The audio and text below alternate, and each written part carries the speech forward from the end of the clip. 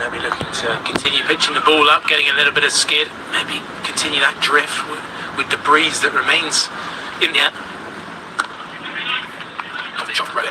But also looking to build innings. He didn't get much time before the rain break, but he's a player of class experience, so he'll be playing this the right way. Yeah, more intense. It felt like a small thing that they've improved throughout the innings. Yeah, and I think that was largely down to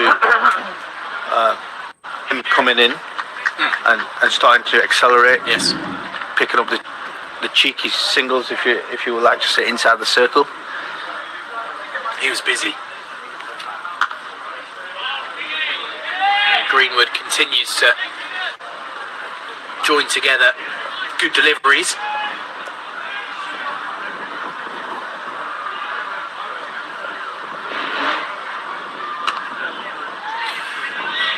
Jersey head coach impressed with both his spinners today. Greenwood and Ward have worked very well, often in tandem. Wonder how long it'll be before we see Ben Ward come back on. Some brilliant googlies today. Greenwood gets down well to cut off the single. Summer up just at the end of the over there, 168 for 2. He's in that position, which I love, where he's at mid wicket and his job at times is to do his absolute utmost to stop a single going up to long on. It can be quite an easy milking way to keep the scoreboard ticking over, and when you got a nimble mid-wicket fielder to the spinner who's got long levers to protect a large amount of space, it's brilliant when you can keep the pressure on and cut off those easy single up to long on. Yeah, he covers a lot of ground, and he has been peppered today at cover. He's been fantastic in the field, and he's definitely backed you up with his bowling as well. So good all round. Birrell then to bowl to the Nepal captain.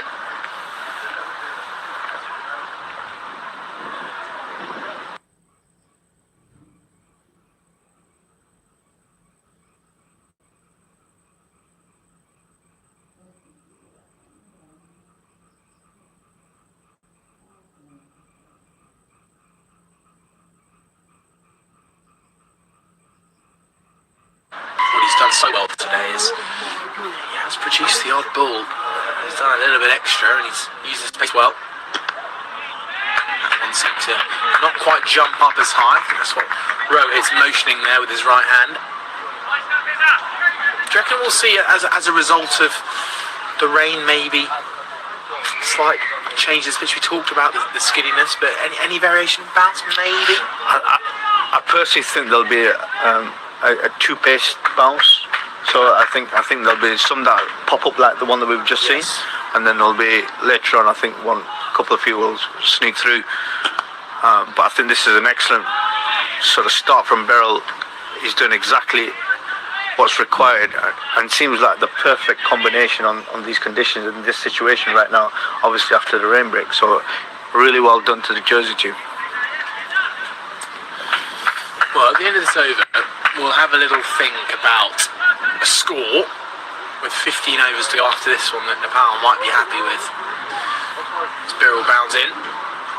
Down the leg side, pops out towards deep square leg and gone. Skip with the parts. He can only make 15 before finding the deep man. I reckon the wind might have carried it out a little bit further than he intended.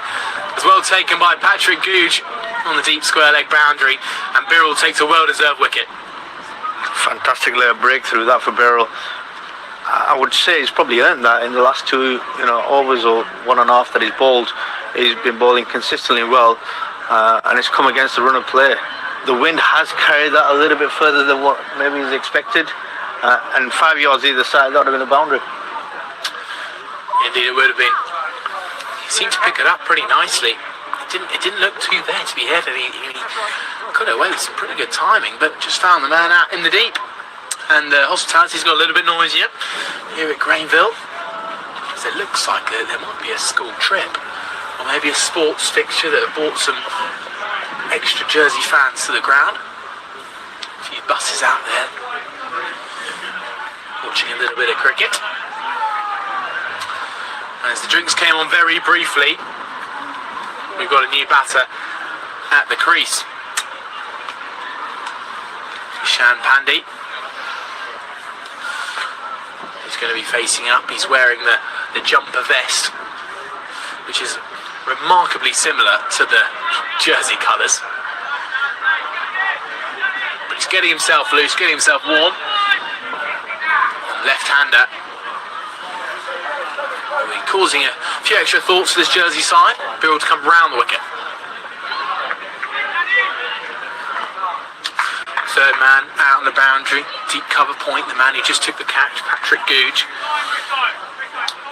Nepal now 172 for 3.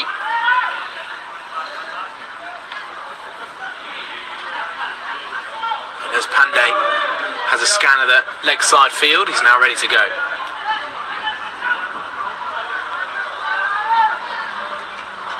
Good stop behind the stumps there from Dunford. That was not an easy one, especially coming from round the wicket. Birrell, that would have gone a long way down the leg side, and Dunford looking over, I think, hoping for a little bit of praise maybe from the commentators. He's got some.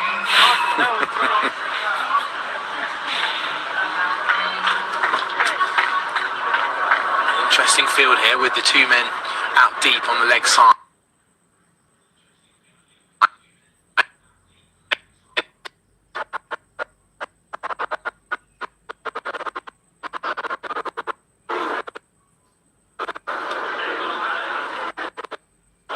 Length ball again, just popping up as you mentioned there, Cass. That occasional little pop up showing the two pace of the wicket. Yeah, and I think he's read the pitch as he should, really well. I'm sure he's got plenty of experience being Bert Roman, but he's definitely putting in the right areas, and that's all you can ask for from a bowling perspective right now. Really challenge the batter, challenge line and length, and let the pitch play its natural game. Beautiful. Back of the length again, beating the bat. There it is from Birrell. Brilliant over. Very impressive, and he takes the wicket too, well deserved, 173 for 3.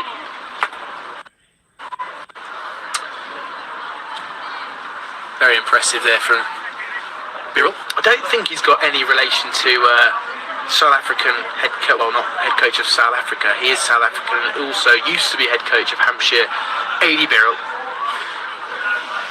No link there, I don't think. Sure? Pretty sure. I mean, I'd be pretty impressive if a South African man of A.D. Birrell's calibre is related to an equal calibre groundsman here at Jersey. Brilliant cricketer too. Greenwood in. It's a leading edge. Perhaps showing that maybe the two pace is affecting the spinner as well. Yep. Rain affected break can cause a lot of things to happen. We're just starting to see a little bit of that now. Down the track, Kushal, bottom edging through the legs of the keeper. It's running away to the boundary. They're going to come back for a second, so Kushal moves on to 94, sorry. Got away with something there. Yeah, under edge, right, you look at some at times. I'm sure that's a lapse in concentration and execution. Greenwood's in again. Kushal turns it into leg. I don't think I can see Kushal going for a 6 to do it. I can't see that happening. What do you think? Never say never. I mean, everything's on. Off spinner rain, hitting towards a shorter boundary, if you would probably consider that as a. Turns into square. That was a definite chance for a run out. And judging by the reaction of the fielder lying on the floor, I think it's the skipper, Charles Bouchard. I reckon he'll do it miles out there, Kishan Pandey. Although we don't have the best view.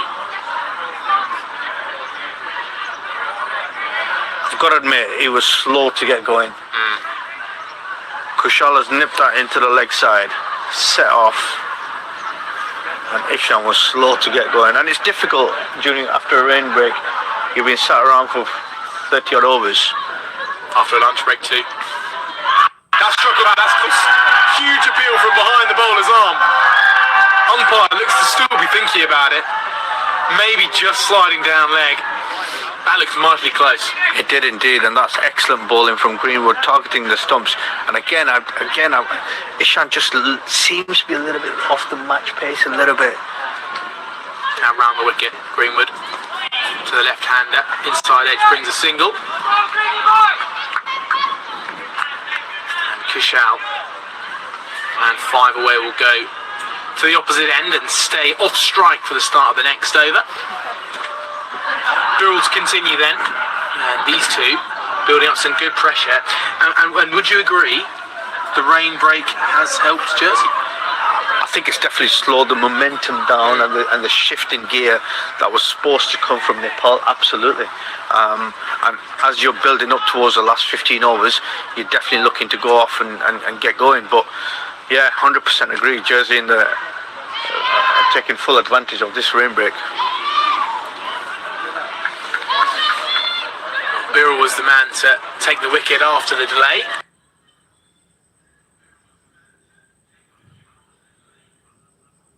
Leg has a chance for a stumping, incredible piece of work from Jake Dunford.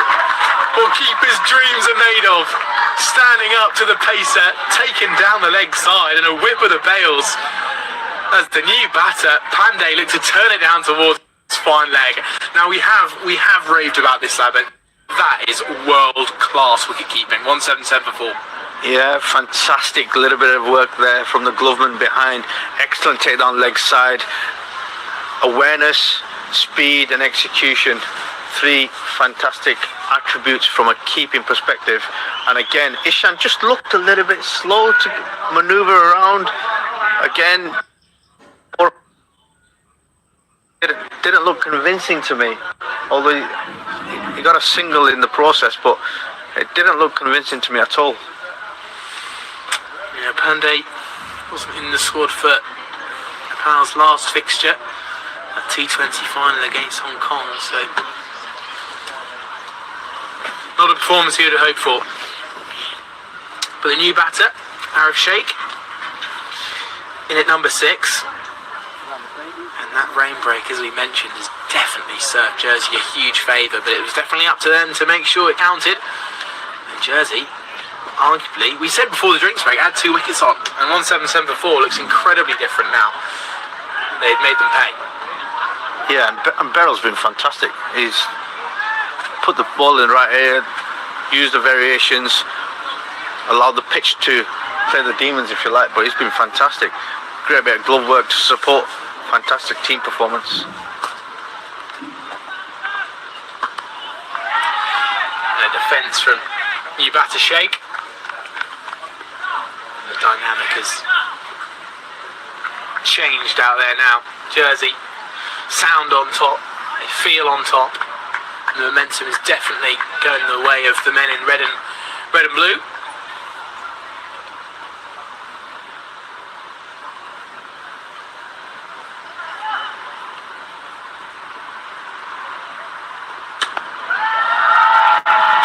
Drive to get off the mark for Sheikh. First cheer in a while from the Nepalese contingent up on the bank. And Birrell, the man to take both wickets after the delay, has been an inspired bowling decision. Yeah, and I think on this sort of wicket, this sort of surface, the ideal bowler to be bowling. George obviously brings a lot of pace, but the variations that Birrell's has are fantastic.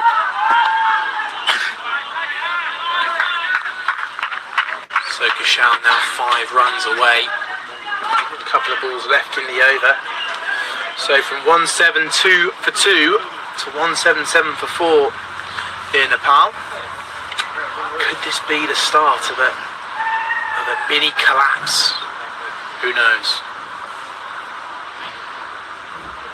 Birrell with ball in hand could be the man to do the damage. Shock on the pad, that's straight. Umpire very quick to deny. Perhaps just going sliding down the leg side. Yeah, just on the angle, and the shot very quickly turned down.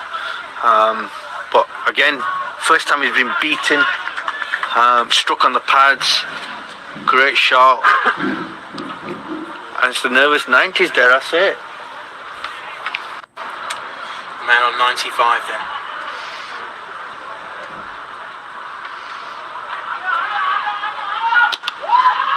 Driving down the ground, moves to 96 to end the over. I dare say it.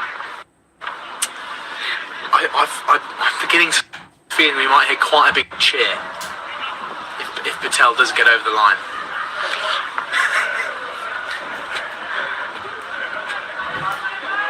You're not curse the batsman, have you? Oh no, I'm saying if.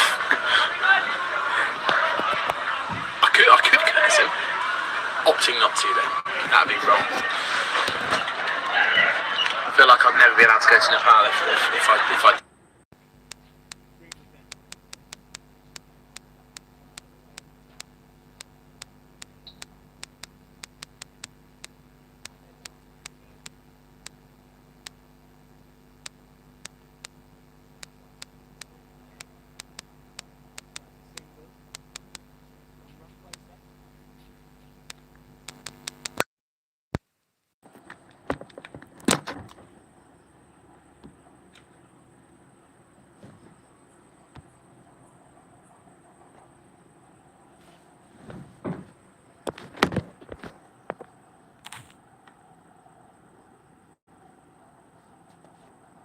JERs are doing all the right things now.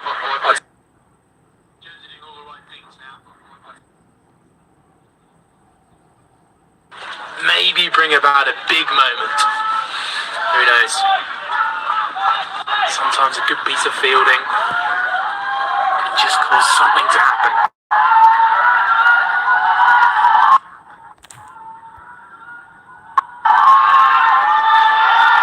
Pushed into third man, there's no run. Kushal on 99. Patel has played magnificently today. And Green with the bowler. Right arm over, pauses in the run. Resets. Patel stands ready. Turns it into leg, and there it is. Brilliance from Patel.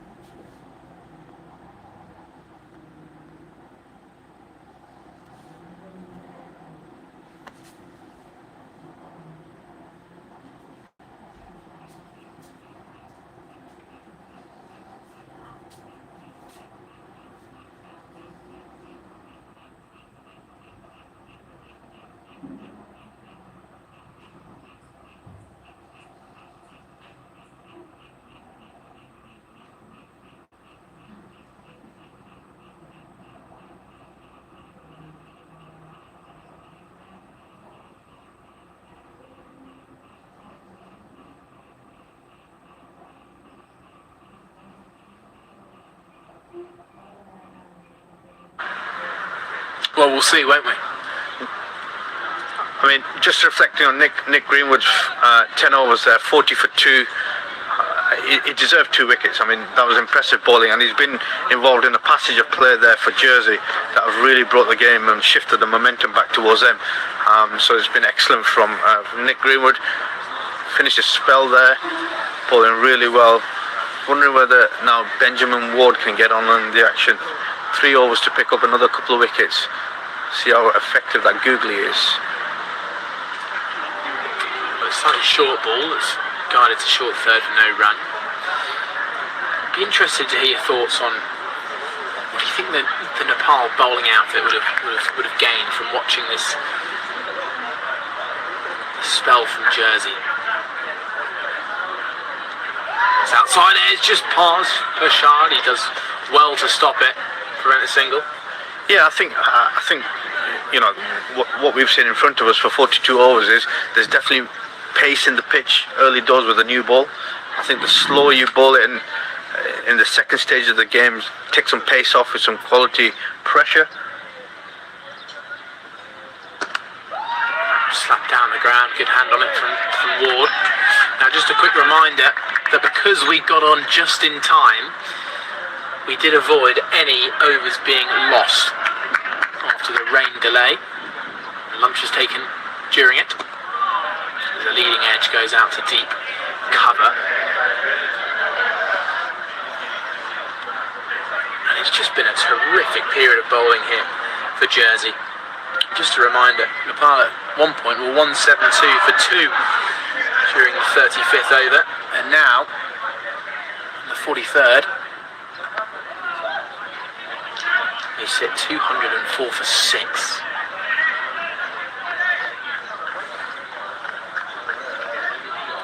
And Ward is also a man that feels he might deserve an extra wicket or 2. Lobbed up full outside the off stump. Brilliant diving stop. A little bit of body in the way action there from Brennan out in the deep. Really not easy out there, having had a chat with Carline, who spent a lot of his time out in the deep on the cover boundary. Brilliant stop this time from Brennan.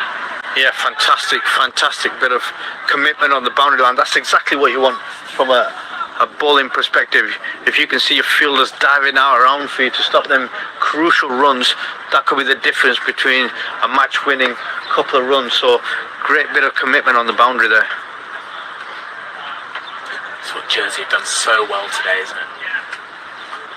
Kept that pressure on through terrific ground fielding. And that catch from Jenner is a perfect example of how good they've been. Yeah, the standards have been good. I've been really impressed, and equally I can see Nepal doing the same. They're a fantastic fielding side. They've got some great individual people in there who are quick around inside the circle, and they will definitely put that pressure on. Well, we're going to see Pershad then. Got 4 overs left. And is that caught behind? The umpire's given him another terrific piece of work behind the stumps from Jake Dunford. He hasn't put a single foot wrong today. He's done so much standing up to both pace and spin. And again, another brilliant take behind the stumps. And there was a ball that found the edge. Good change of bowling here. Charles Pershad, chuggy, in on the act. He gets his first of the day. And Nepal are struggling now at 206 for 7. Fantastic bit of glove work that behind the stumps. He's looked quality all day. Outside edge. Don't think the batter was overly convinced that he had hit it. The late delay and the umpire giving it. But that was a fantastic delivery. And another wicket goes down. 206 for 7 now at the start of the 43rd over. 260 looks way off. So Dunford, that's his second wicket contribution of the day. I don't think I'll forget his stumping down the leg side in a while off the bowling of Birrell.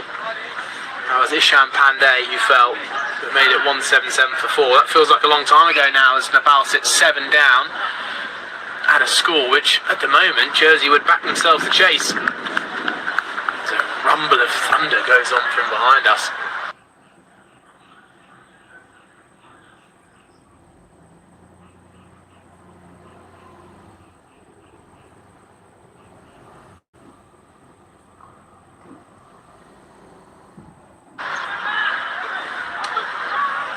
Karen Casey, the new batter, runs that away.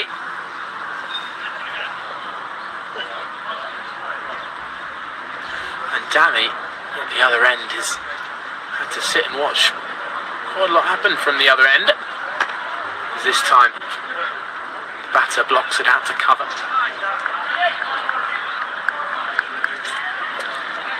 So I think has that spin bowling department for Nepal might just be licking their lips a little bit here as Prashad is in.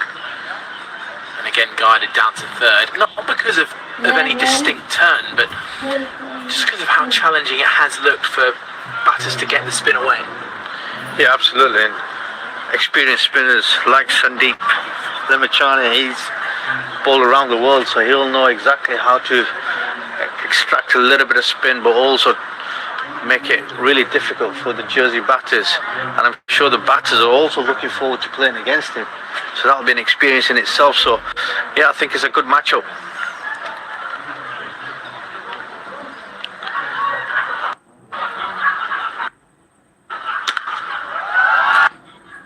Crunched out long on. It's Jenner to do the fielding, judging by the massive cheer from the fans at deep mid-wicket now. I thought it was running away for 4, but Jenner was right there. I think it's a cheer per delivery per run. Or just out the middle of the bats, I think.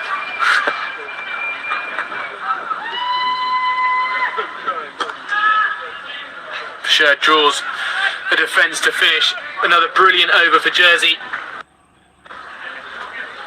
And Nepal, their gradual collapse continues. And I don't think they'll be looking to really kick on now. I reckon they'll just be focusing on seeing out the remaining overs. They can make sure they face every single delivery on offer. That feels a little bit better than throwing the bat away and getting all out for a lower score. Yeah, absolutely, and obviously from a cricket perspective, you want to bat all 50 overs. Yeah, you want to make sure that you've had your full allotted allocation and see how far you can get. And it's another chance just for somebody else to end up towards the back end of the innings as a constant thunder rumbles behind us. Well, I think I counted about 10 seconds between a small flash and a rumble. It's a flowing drive from Dami. Hits Greenwood out of long off. Who we should mention, a terrific 10 overs from him. He started from the far end with 1 or 2 overs. Couldn't quite get it to work. And he finished his spell throughout from this end and bowled brilliantly.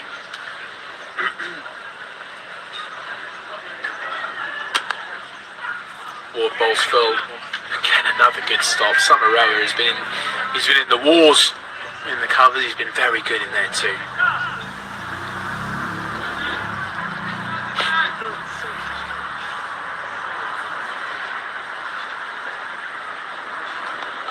Off the front foot there, guiding it to short third. Prashad with a tumbling stop. And now with just a handful of overs to go, Jersey are well in the driving seat. As Ward drops it short, a cut hits Jenner, who fields well. What do you think was more impressive, the stumping down the leg side or Jenner's catch running in?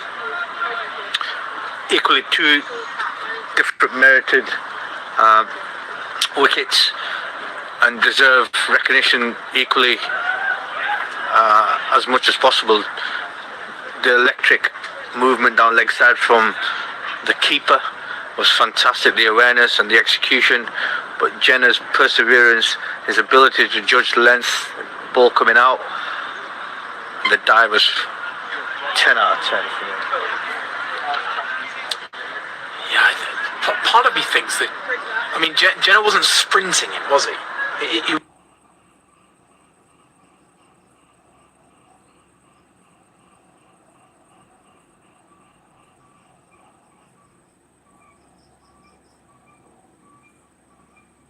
was 7 of 45, 5 overs to go now. Can they kick on? Can they kick on and see what they can get in the last 5 overs? Prashad coming in, just a last minute adjustment. Keeper not quite happy. Finally coming back inside the ring. short ball from Prashad. Dab down. Running back to the top of his mark almost. Just broken back into a walk though.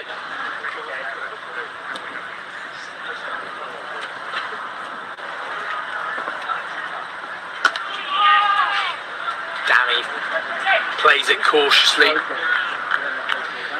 And Jersey, a lot of happy faces out there, and why not? 213 for 7 from where Nepal could be, considering that also includes a world-class century at the top of the order from Kushal Patel. That one's been cracked over extra cover, taking a big skip and hop off the outfield, and a slide from Patrick Googe keeps it in. Brilliant work, and Birrell clears up the rest. It looks like, well, Googe ended up sliding miles over the rope. He did very well to keep it in, almost dragged it over with him. Yeah, fantastic bit of fielding work, group fielding work there from Jersey, and a good cricket shot. I think maybe that's a sign. Maybe that's a sign. Things are starting to move as the field starts to spread back out again. Birrell coming back into mid-off, long off, sorry. A huge swing. We're becoming very accustomed to watching the ball nestle into the gloves of Dunford. I think you've still got to play smart cricket here. You've got a big breeze still coming across the ground. You cannot be hitting into the breeze with pace off. You know, that you're just asking for a wicket to be tumbling there. You've still got to hit long, strong shots as much as possible.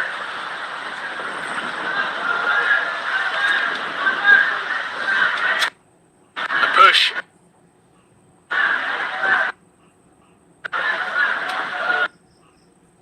KC runs out towards third man for a single. It's interesting tactic, Kasim, and I wonder whether you'd rather the two batters now with 4 and a bit overs to go be more aggressive.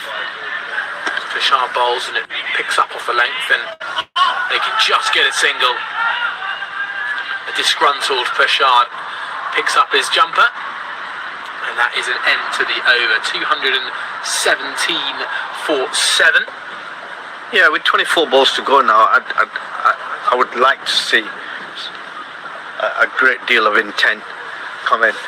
Wicket's still in the tent, not a problem. Still got batters who can come on and hit the ball as much as possible. You know, if they can get up to that 250 mark, that's something they should be eyeing up. You know, hopefully the Jersey boys close out this innings and pick up 3 wickets as quickly as possible in the process. But it'll be interesting to see what this last 4 overs gives us.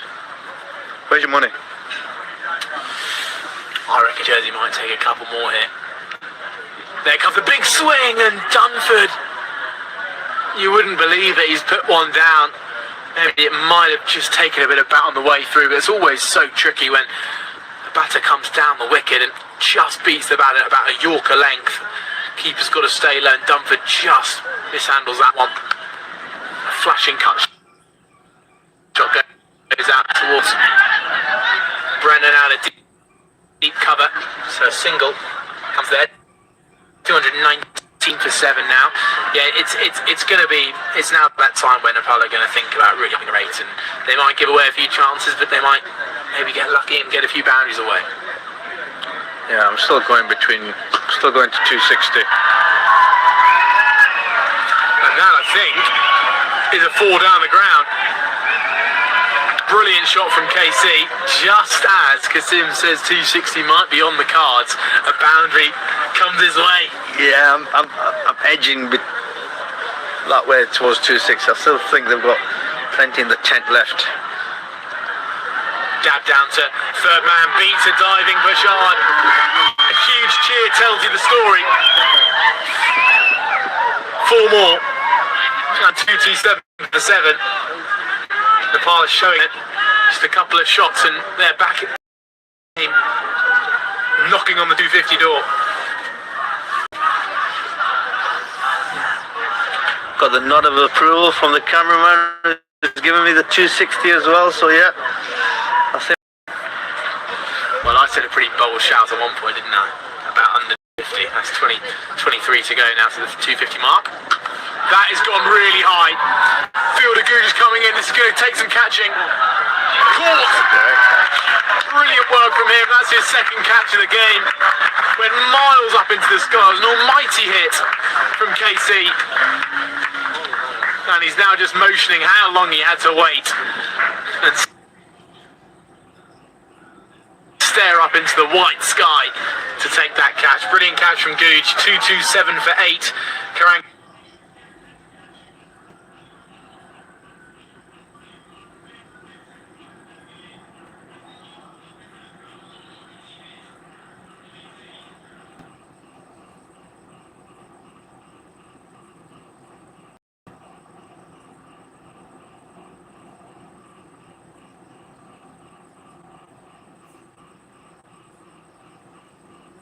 We're watching the cricket, judge it as late as possible, movement slow, get into position quite early and watch it all the way into the mitts. Yeah, he's been top class out there. Not long ago, he did a brilliant diving stop. Got a huge amount of ground out towards deep square leg. Pulled off a brilliant stop. Sandeep Lamishani in the long sleeves and the jumper. Waits for.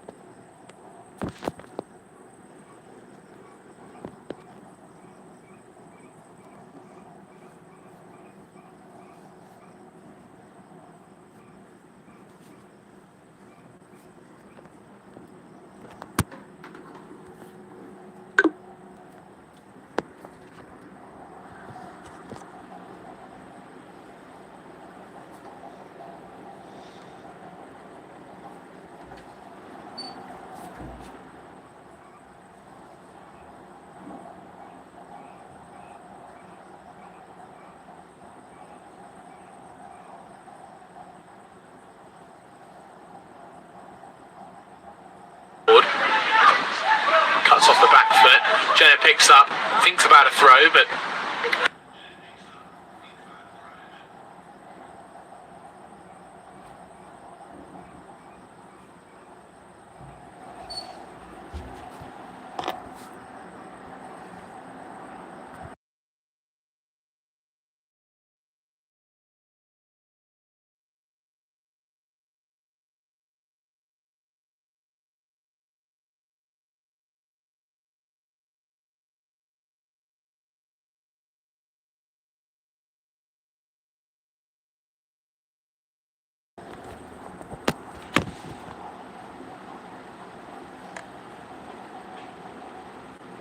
Jenner picks up, thinks about a throw, but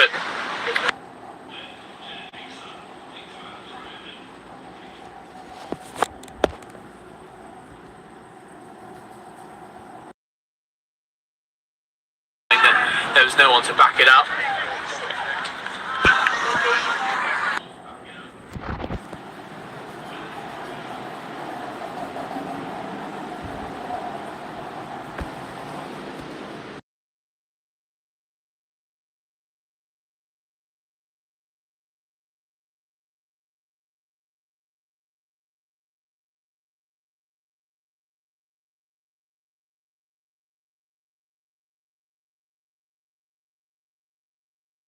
but ends up holding, knowing that there was no one to back it up.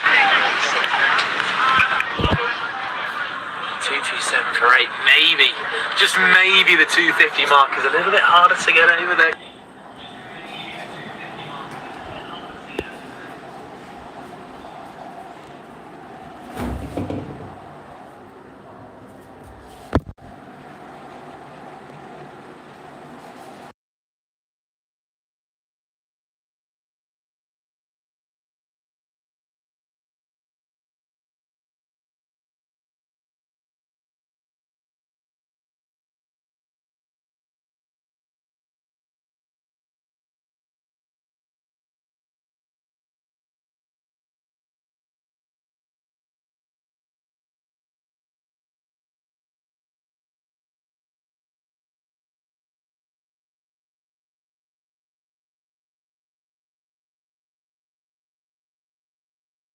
The right time for Jersey, 227 for 8.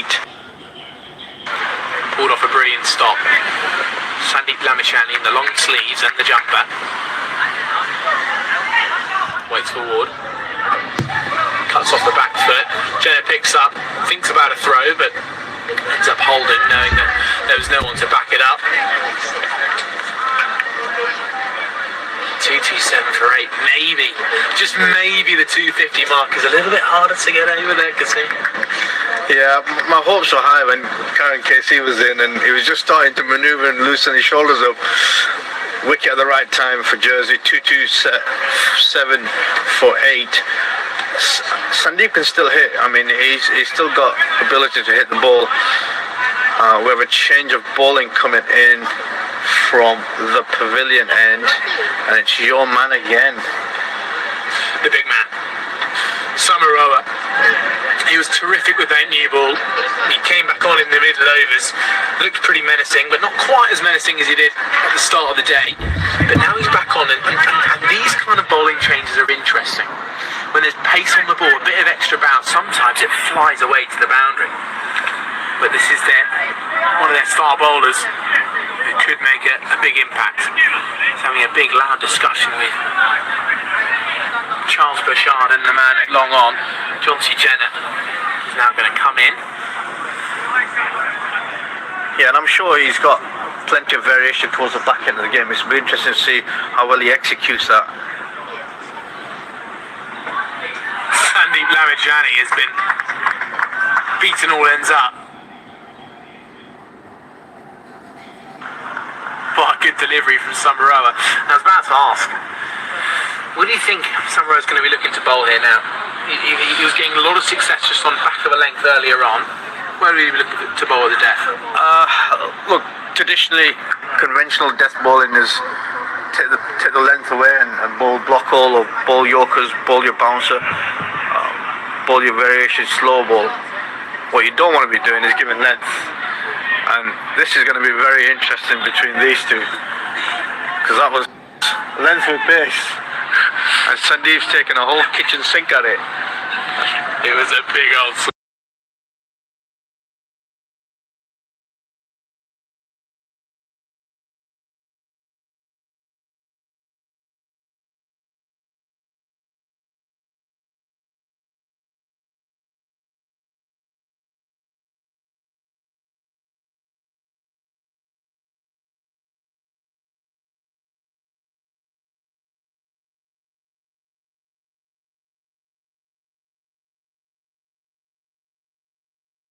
looked pretty menacing, but not quite as menacing as he did at the start of the day. But now he's back on, and these kind of bowling changes are interesting. When there's pace on the ball, a bit of extra bounce, sometimes it flies away to the boundary. But this is one of their star bowlers who could make a big impact. He's having a big loud discussion with Charles Bouchard and the man at long on, Johnsy Jenner, is now going to come in. Yeah, and I'm sure he's got plenty of variation towards the back end of the game. It's going to be interesting to see how well he executes that. Sandeep Lamishani has been beaten all ends up. What a good delivery from Samaroa. And I was about to ask, What do you think Samaro's going to be looking to bowl here now? He was getting a lot of success just on the back of a length earlier on. Where are you looking to bowl at the death? Look, traditionally, conventional death bowling is take the length away and bowl block hole or bowl yorkers, bowl your bouncer, bowl your variation slow ball. What you don't want to be doing is giving length, and this is going to be very interesting between these two, because that was length with pace, and Sandeep's taken a whole kitchen sink at it. It was a big old swing, wasn't it? And to be fair to him, if he connected, he'd have gone into the scoreboard. But Charles Bouchard now having a little discussion with Samaroa, maybe a little hint. Third man's come final. Short, and Sandeep backs away and can only pat it back to Samaroa. It's been brilliant bowling from him, even though he will probably only be able to fit in 2 overs before the end of this innings. He's bowled his 5.2 or 5.4 now, I'm going to guess, just for 21 runs. He's been impressive all day. He's bowled good lengths, good pace. He's attacked the crease really hard, exactly what you want from your fast bowler. He's bowled well. Short, run down towards third man. This could be 4 for Lamachani. It is. Well timed. He's used the pace well, which is what Samaroa can bring with his pace and bounce. It can run away to the boundary just as fast. 232 for 8 now, Nepal.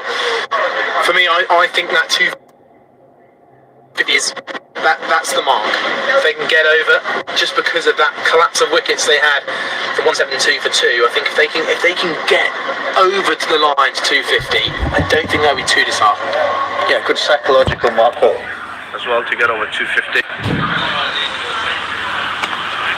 Down leg, Lamachani does well.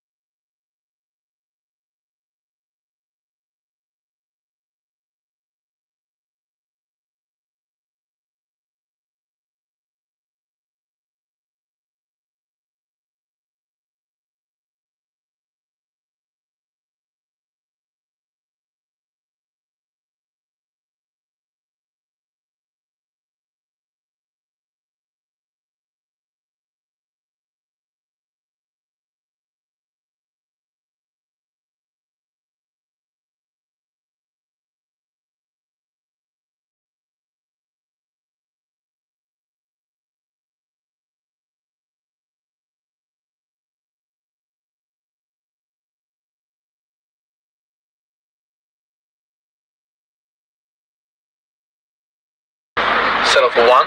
And Peshar's the kind of bowler, you can't leave him, you can't not bowl him his 10, can you, in a 50 over game. He's got so much experience. With him having 2 overs left and Samaroa going well from the opposite end, it'll be those two to finish it now. I think this is the matchup, Sandeep versus Prashad. Given the situation of the game, these next couple of deliveries, something's got to happen here.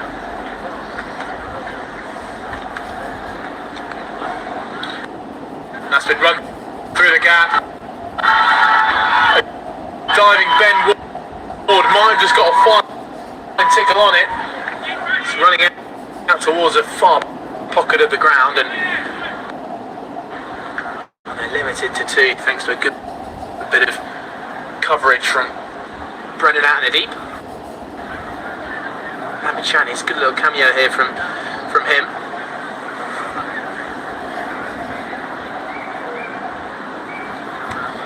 He'll be looking forward to getting stuck in with his bowling spell a little bit later on. A lot of Jersey batters would love to get a big score out today. Backing away does Lamachani. More good work behind the stumps.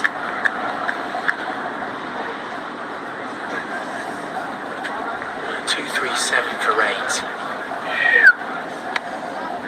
13 runs away from that 250 mark.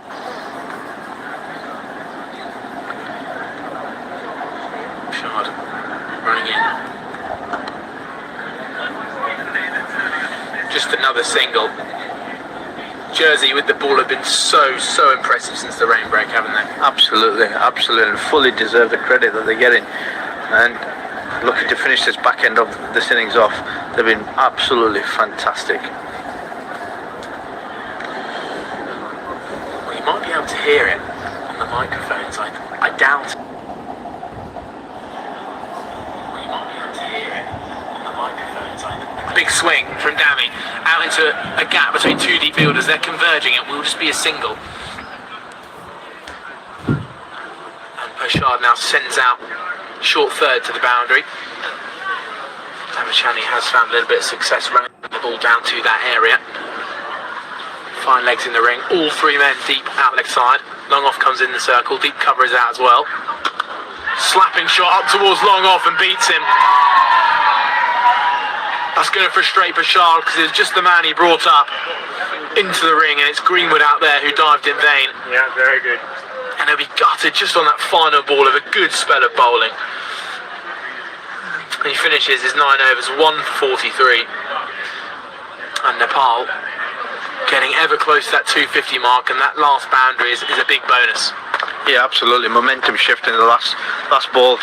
I think Pritchard was a little bit disappointed. Big diving spare from the man at mid-off. Would have been interesting to see how he gets on as we just start to flip over into the last over. And the rain, as you might be able to hear off the rooftop of our little hut over here, seems to be pounding down. But the umpires have decided, they're having a little bit of a discussion out. Leg umpires coming up to the stumps. It sounds heavier rain, doesn't it? We've heard a lot of the light drizzle today, but it sounds heavier. It looks heavier too. Back of a length from some.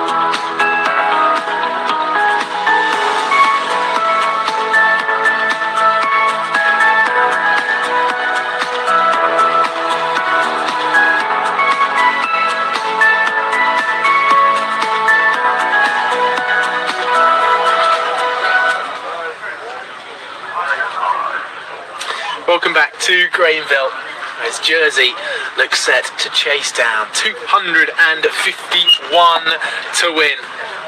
Nepal had a good spell of batting, especially in the closing stages, managed to just get up to that 250 mark.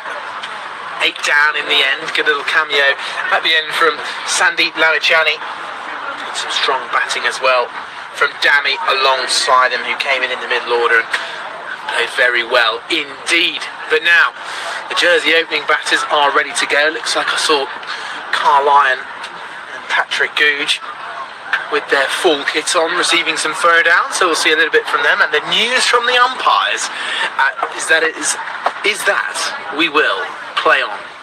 50 overs to go, and 251 is the chase. I'm Charlie Harden, and I'm joined alongside by former Kuwait head coach Kasim Ali, who has the advantage going into the final chase. 251 to win. Who's your money on? Oh, great question to start out with. I'd say first 10 overs decides it for me. Is that sitting on the fence? No, I don't think so. So you're saying you want to delay? I'm saying I want to delay for the first 10 overs, Okay. and only then I'll be able to make a bit of a prediction, because I think if Jersey lose a couple of wickets, they're under pressure.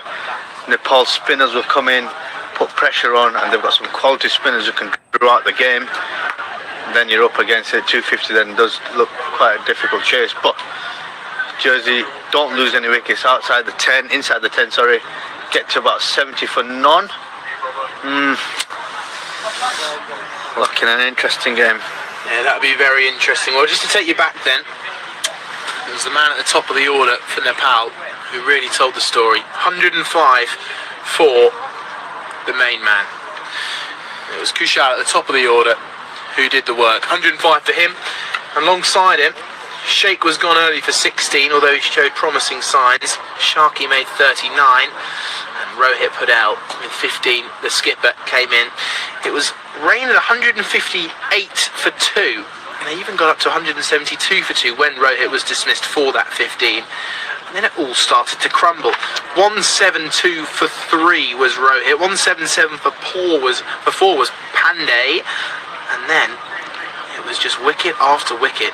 They managed just to get up to 250 for 8 thanks to that last partnership you can see on the screen. Hemant Dami on 32, not out, and Lamachani on 13. We'll see a little bit of pace to start with, Kasim, and then you think they'll go to spin early doors? I think definitely they'll go to spin. I think Sandeep, looking at the first innings, will definitely want to get his overs under his belt here. There's some quality spinners in the Nepal side. I think Kami up front, he's a threat, and he can be a really good bowler if he gets his areas right.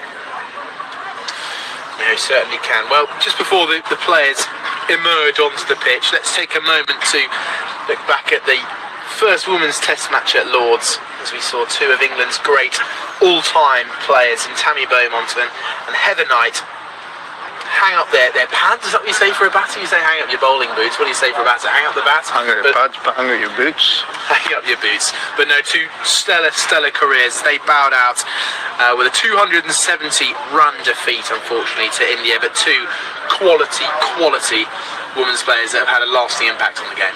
Yeah, they have, and credit to them, and and wish them really well in their next chapter, whatever that may be. Tammy Bowman's been an excellent servant, as has Heather Knight, who's also been obviously former captain. She's seen it through on various different stages. Excellent role models for the game, and not only that, they've inspired many thousands of girls who actually looked up to these 2, either becoming an opening batter, captain, someone who's coming in to bowl, field, leaders on the pitch. Fantastic. Think about the hole that those 2 are now going to leave. You've now lost your opening bat and your number 3. That's a huge hole to fill. Yeah, and it seems like a really bizarre period of cricket for English cricket at this moment in time. I dare say, with whatever's going on with the men's team, and then obviously we've got this shock retirements that are coming on, and you can see the emotional situation that Tammy Bowman was in when she did her press conference, and obviously meant a lot to her. And then again, another mid-game announcement from another English player in Heather Knight. So it's bizarre scenes, especially with, you've got this fantastic, groundbreaking test match that's taking part for the women's, the first time ever at Lords, and then you got the announcement of Brenda McCullum stepping down. Not to take away the limelight from the women's, of course, you don't want to do that, but that's unfortunate. It wasn't great timing at all. It wasn't great timing. Well, that information leaked by an Aussie journalist of all sorts. But we can see now on the screen a change of attire for our umpires. I was quite enjoying the fluorescent pink. They've got their overcoats on. Maybe they're expecting a little bit of drizzle. However, I can confirm that the sun is trying his absolute best to peek through the clouds. It's a little bit unsuccessful. Still yet to see a hint of blue sky on a cloud coverage. However, the players emerge. The two batters, Googe and Carline, to open the batting for Jersey. It'll be very interesting to see who takes the new ball for Nepal as well. We mentioned the England Test coach hunt. We'll be talking about that a little bit later on in the innings. But here's the equation. 251 runs to win from those 300 balls. All 50 overs. Well, they are expected. Whether we'll get through them, we'll come to see. The current time in Jersey is 4:37. As we've been saying, we're going to see a little bit of pace, and then once the 10 overs are gone, we'll then see a little bit more spin and slower bowling as we saw with Jersey. Who are the two men you'd put out from what you've seen from pace today? The two men on the boundary, who do you reckon they'd be? The two men on the boundary, interesting question there. Karen Casey opening the batting. They've obviously gone with quite a attacking field positioning with two slips, gully, backward point. They've only got deep third man and fine leg as he trickles out. So the two fielders are the third man and fine leg who've gone out towards the boundary. This is going to be an interesting matchup between Carline Harrison and Karen CC. It certainly is. So we've got Karen at the top of his mark doing a few stretches, looking over towards us. He's got a couple of arm sleeves on, and as you mentioned, well, there are two slips and a gully, and the third man splitting the two. Backward point, cover, mid-off, mid-on, and a huge gap out in the leg side with a deep long leg as well. Here's Karan. First ball is turned into the leg side. They're going to get a single early. Very interesting, very aggressive field. Two slips in the gully. Would you say the right play, Sim? Yeah, definitely early doors. Brand new ball. Still overcast conditions. Still looking to swing it. It'll definitely get that ball moving. I think as a fielding unit, as a bowling unit, you've got to look to bowl slightly fuller, especially in the first couple of overs. Look to attack, and then you can start adjusting. Then you can start going into your defensive field. But early doors, yeah, 100%. Well, let's get your thoughts on it. You mentioned about pitching the ball up. We saw plenty of success from Samaroa and Richardson early in the Jersey bowling stint about where they bowled. But here comes Karen again. Edge down through the gap, out towards that third man fielder. So the two slips in the gully seem to be a good play. That's just gone straight in between gully, left hand position, and second slip right hand, wedged in between, precisely between the two fielders. But that's what I'm talking about. If you can hit the top of the splice of the bat, get your lengths right early doors, which I think Karen will do with his vast experience in playing in different competitions, been around the world. I think he'll be looking to bowl consistently top of the stump line. Here comes Karen. Again, just back of a length. Look just to tuck up back to Carline there as he guides it down to goal for no run. Feels like the length to be bowling again, and this is it's an exciting period here for Nepal, and if they can make a couple of early breakthroughs, it's going to knock Jersey straight onto the back foot. Yeah, and that's what you want from a bowling unit. You want to start attacking, you want to get your areas. A bit like the Jersey innings, just took a couple of overs to get in the right rhythm, in the right areas. Now it's down to the Nepal bowlers to see if they can do the same thing, but look to attack and be more consistent. Short ball just nipping away. There's that hard length you're talking about there, Kasim. Yeah, absolutely, and this is the type of deliveries that I'm talking about from currency. Having studied him and know him a little bit, that this is the type of length that he'll be consistently operating on. And in comparison to the Jersey bowlers in the first over, I think he's come out of more consistent areas. If there's a distract,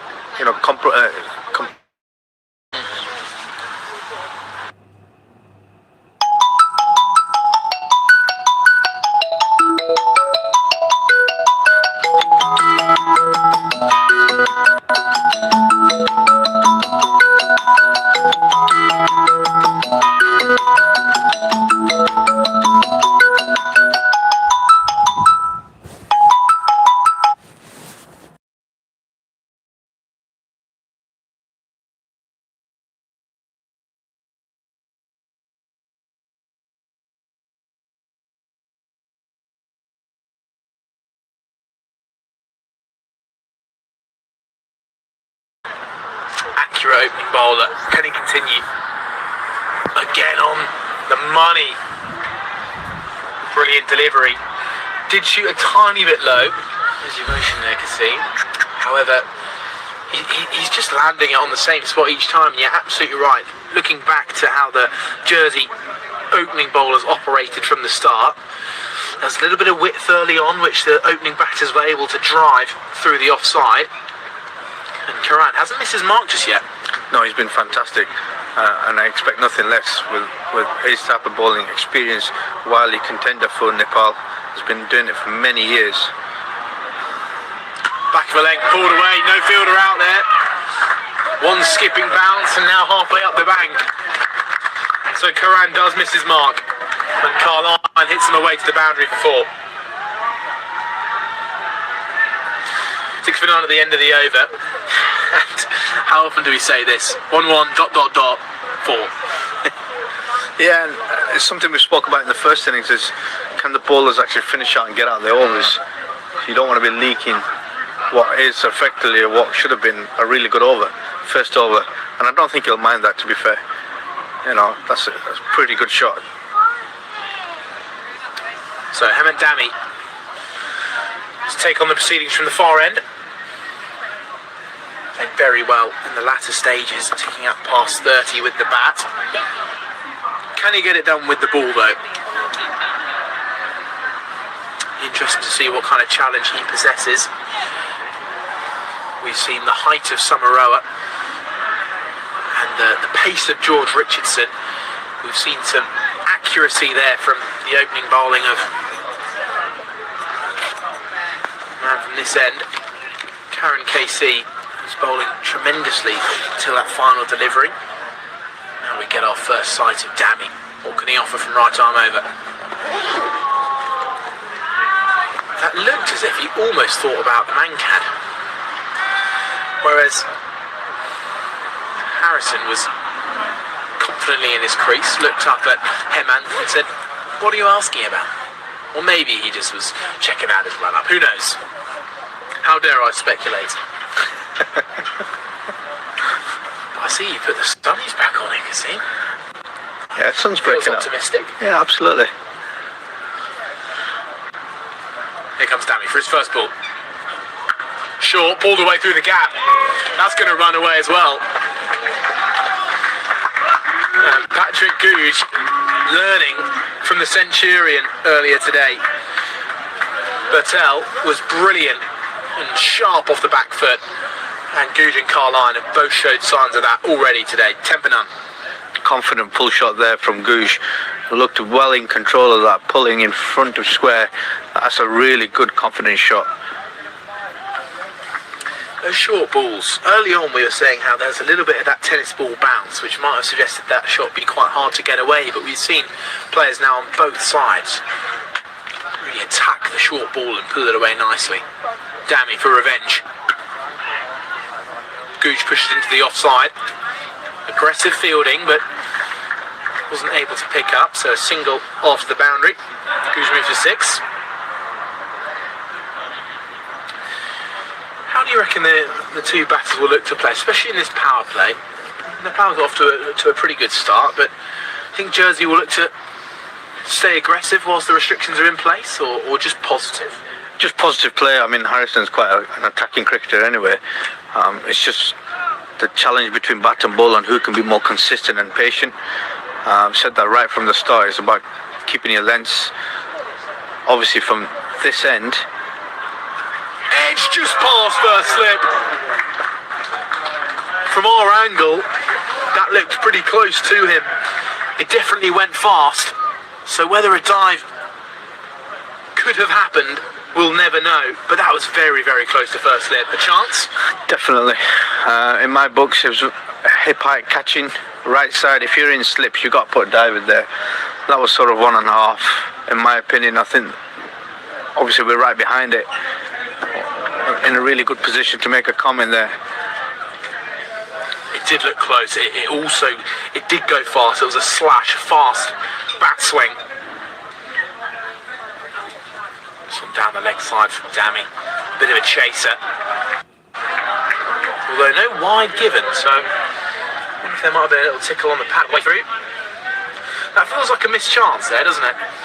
Yeah, it does, and like I mentioned before, half chances you have to convert as much as possible. You don't get many full chances at this level, and they don't come consistently often enough. So from a half chance perspective, like that chance there, you've got to try and convert, or at least get a hand to it, make an effort to get to it. You can't just watch it go by, unfortunately. A riff shake there at first slip. That one's nipped back with good bounce too. Struck Carline and, well, in the inner thigh. Can't have been too far away. Dammy showing some good bowling here. He's brought the edge, so he's beaten Carline on the outside edge now, and he's just beaten him on the inside. So perhaps suggesting some good seam movement from this deck. Yeah, and we said early on in the first innings that there were going to be some movement off the seam with a brand new ball, and that's a great example of it there. Dammy will be looking to take a wicket here. He's bowled well this over. Full and a solid defence. Brings him out a single. Well timed up towards mid-off. And that ends the second over. Jersey 16 for none, going at a good rate, and they're looking very, very good out there, these two. Yeah, good solid start from the first 2 overs. Very impressed with the opening pair. Harrison picking up 10 runs off 9 balls, and Patrick Gooch 6 off 2. Early doors, good start. So we'll come to see about that chance with Carline on 9. Can he make Nepal pay? Kasim and I both in agreement that it would have been a tricky chance, but a dive could definitely have been put in, and it wouldn't have been too far away from Arif Sheikh at first slip. Carline then to face strike. I've just been motioned to the cameraman to my left. I think he might have taken a shot with the ball well out of diving range, so interesting. Maybe we're being harsh, who knows? Karen KC starts again on the money. Found his length very early on in his spell. Last ball was dispatched, however, he'll be looking to hone back in throughout this entire over, especially on that final ball. Yeah, and he's, again, great start from the first delivery. Looking to target the 4th stump line, hip height, exactly where you want it. Bring your slips into play. He's got 2 slips and a gully.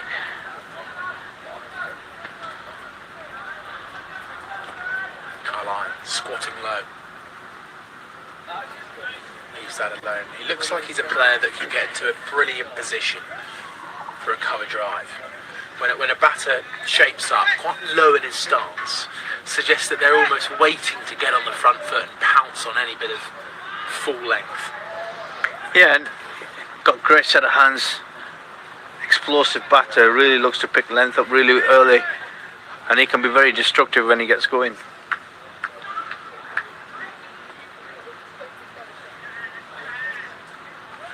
Nepal fans that have remained through the rain delays.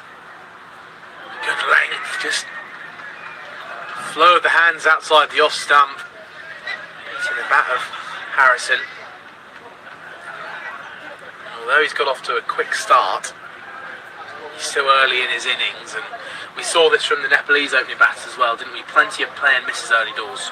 Yeah, we did. And if anything, the lad who played a miss early does went and got 100. So if that's anything to go by, he's in good company. But you know, credit to Karen Casey, who's putting the ball in the right areas, asking the questions from the batter. Now it's just about being patient. Better that time from Carline, getting solidly in behind it, playing under his eyes. And just on the Nepalese fans out there, a little bit quieter, but I'm sure they'll be incredibly noisy if a wicket falls anytime soon. Their support has been felt by this team. Travelling out to Jersey.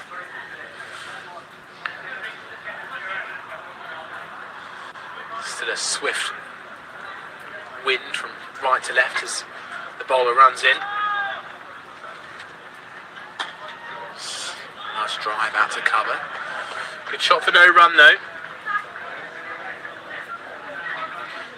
Also just picking up on the man who played a miss slightly at the start of his innings and went on to get a ton. It was much better than that, by the way. He was 3 off about 15 at the start. He played carefully, he was patient, and then just upped the rate gradually throughout his knock and finished on a fine 100. So Jersey will be able, but they can go through the occasional slow spell. Wow, that's not slow. It's just been stuck into the ramp. Pounced on the short length from Harrison, and Carline obliterates it over the leg side boundary for 6. What a shot. And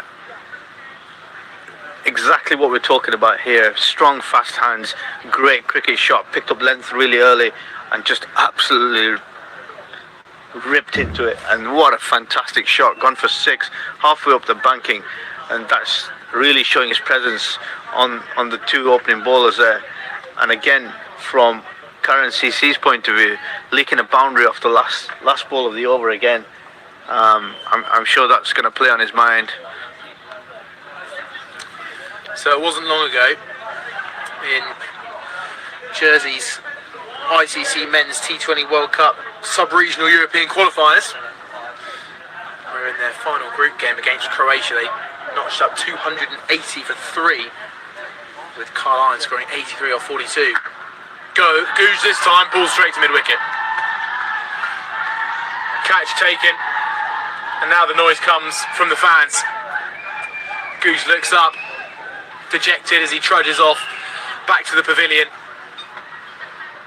Only faced 3 balls for his 6. Looks to pounce another short ball and hit it straight to mid-wicket. First wicket goes, 22 for 1. Yeah, what's your strength can often be a weakness as well, and unfortunately he didn't quite get hold of that as well as he liked. It's gone straight to mid-wicket. A relatively soft dismissal in the eyes of a batter, especially when in the last over you absolutely smashed that ball to the boundary. But unfortunately, that's the first wicket for Jersey down. Patrick Googe goes for 6 or 4. Yeah, it's a shame because lovely pull shot through the leg side, and as you mentioned, he went for another one and was caught mid-wicket. But the man who was brilliant with the ball, going at around 4 runs and over for his 10, finished with a couple of wickets to his name, including the big wicket of Kushal Patel on 105. In comes Nick Greenwood, their number 3, genuine all-rounder, brilliant with the ball earlier today, and now he looks to try and take on the Nepal opening bowlers. Well, Nepal lost their first wicket at 26 for 1. That was off 6.2 overs. Jersey on 22 for 1 at the start of the 4th. Got there quicker, but there's still a wicket down. So Greenwood looking to stabilise the ship, sorry, and Dammy at the top of his mark is looking for another. What do you reckon was the cause of the dismissal there? Do you reckon was that just a poor bit of timing, or maybe a bit of too pace in the pitch? I think two things for me. One, the ball's rushed on him very, very quickly. Struck on the pad. Little appeal here. Umpire remains unmoved. Dammy bowling very, very nicely. And secondly, if we're looking at the technicality of it, I just don't think he's extended his hands through the ball. I think he's just got caught, just short arm jabbing it, which tells you he's late on the ball, which means he's been rushed up by the delivery. So, you know, there's that skiddy pace that might have come on, and it was a well-directed bouncer in terms of, you know, height-wise. So, fantastic. Yeah, you're absolutely right. It was the way it popped up off the bat suggested that it might have been a little bit high up, potentially off the stickers with a bit of extra skiddy pace. This one's left alone, closer to the stumps than I think Greenwood might have thought it was going to be. But Dammy is bowling with class. He's bowling good pace and good areas as well. Yeah, impressive. He's done well, and he almost, as he runs in, you can tell there's some real momentum behind him as he's looking to attack the crease, and nice rhythmic smooth action, very front on in terms of his delivery, bowls it really, really well. Driven down the ground, the timing is sweet. That's a good diving stop from the fielder, sliding it mid-on. It's a good shot there by Greenwood. Still showing that this pitch has pace in it. His runs on offer. I can't help but feel with the score that Patel was able to get and with the style he played with, that 250 feels under par. Yeah, I totally agree there, Charlie. In terms of 250, I mean, had Kushal stayed in, maybe they would have probably got up to that 275, 290 mark. But I would probably say from the rest of the batters, it's probably been a disappointing contribution. So I think there's one thing I forgot, was the rain break did affect Nepal. And yes, you'd expect a team of this calibre to be able to cope with that. Going in 2 wickets down, 20 overs to go, it felt like the start of, well, the beginning of the uptick in run rates. However, you are right, especially from the position they were in and some of the stroke play that was seen from the Nepal batters. It does feel under par. However, you don't know until both sides bat on it. Well, that's what they say at least. As Dammy's in, very, very full, and pounced on by Greenwood, whipped out towards square leg for a 4. It does feel, just as we said, I think it was you that said it, Kasim, about limiting the boundary ball. Jersey got very, very good towards the end of their bowling innings. They dried up the boundaries for Nepal. It was when they made the breakthrough of Kushal Patel at the top of the order, they started to really prevent boundaries well. And Nepal, they're bowling good at the minute, but they are leaking the odd boundary. They are, and it seems to be like the last ball of every over, or second to last ball of every over. So it is notable in terms of what's been delivered, as Jersey race up to 31 for the loss of 1 wicket after 3 overs. So a good rate for Jersey, but the 1 wicket of Patrick Gooch to fall.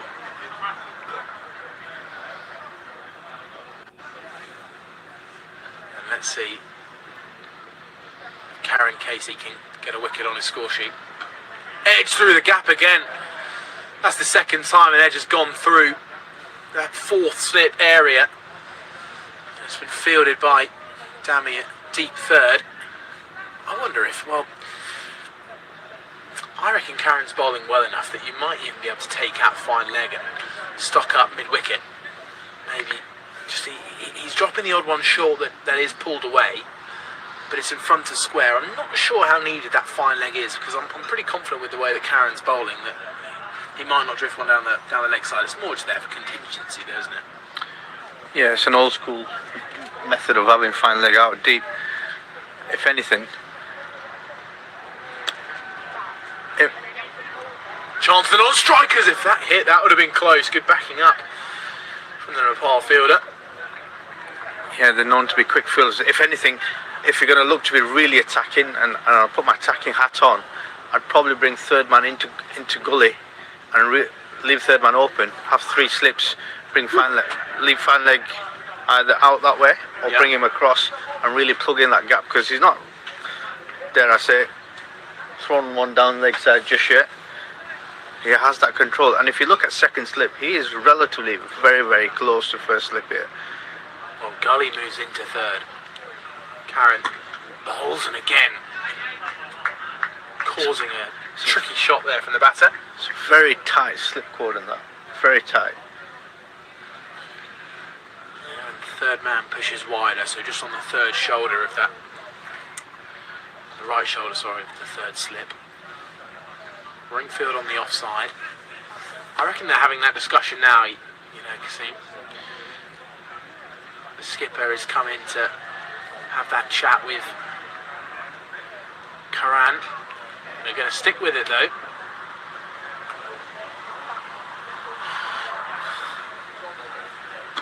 Good length. Harrison Carlisle keeps it out in the most convincing fashion. But this feels like it's going to be non-stop, this, from Nepal. 2 good opening bowlers, and then they've got the several options of spin to turn to. Yeah, they have, and what I really like about Karani, he's looking to square up Harrison here, and if he's not careful, he'll end up squaring himself up too soon, end up causing that little nick out towards the slip of the keeper, especially with the length and line that's been bowled. There it is again, just past the outside edge. Just like that. It's the right hip, isn't it? It's the squaring up of Carlisle. It's funny, he's a player that has looked in command one shot, and then the next ball has just beaten it. So Karen, with a wry smile at the top of his mark, looks up to the sky, praying for an edge this time. Well, let's see if he can get one.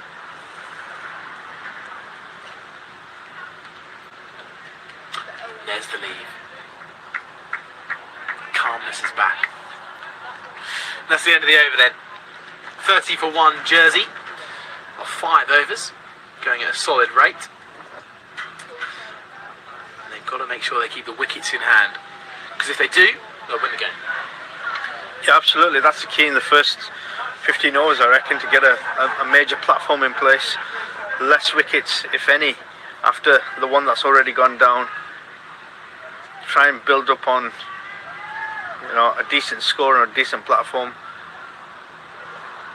Look out to play the spin, because you're going to get a lot of spin. And have a really good game plan to attack the spinners. That's where I would be looking to sort of get my message across. So 2 slips in.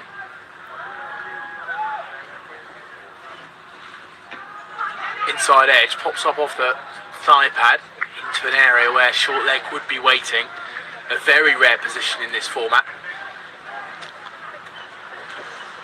Picked up by Sompal Kami, who took the catch of Patrick Googe in the 4th over.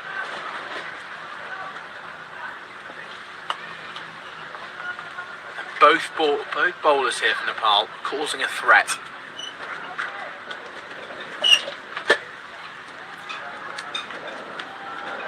The wind picks up.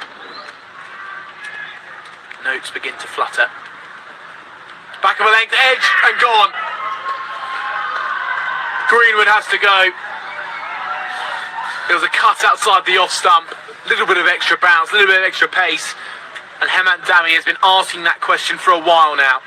Brought the edge a couple of overs ago, which just went past Arif at first slip.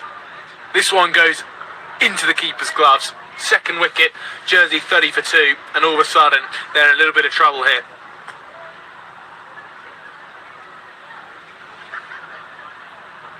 Dami deserved that wicket. He's got his second. He's 2 for 16. And Karen at the other end, they're bowling very well in a partnership. Yeah, he's looked impressive, hasn't he? Dami. Ball good area, 16 runs conceded for the 2 wickets that he's gained off his 2.1 overs.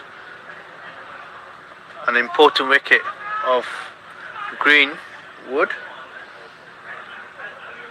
who's looking to cut the ball or maybe uppercut it just with the shape of the bat, but it was got the big neck straight into the keeper's gloves, and he's looked impressive.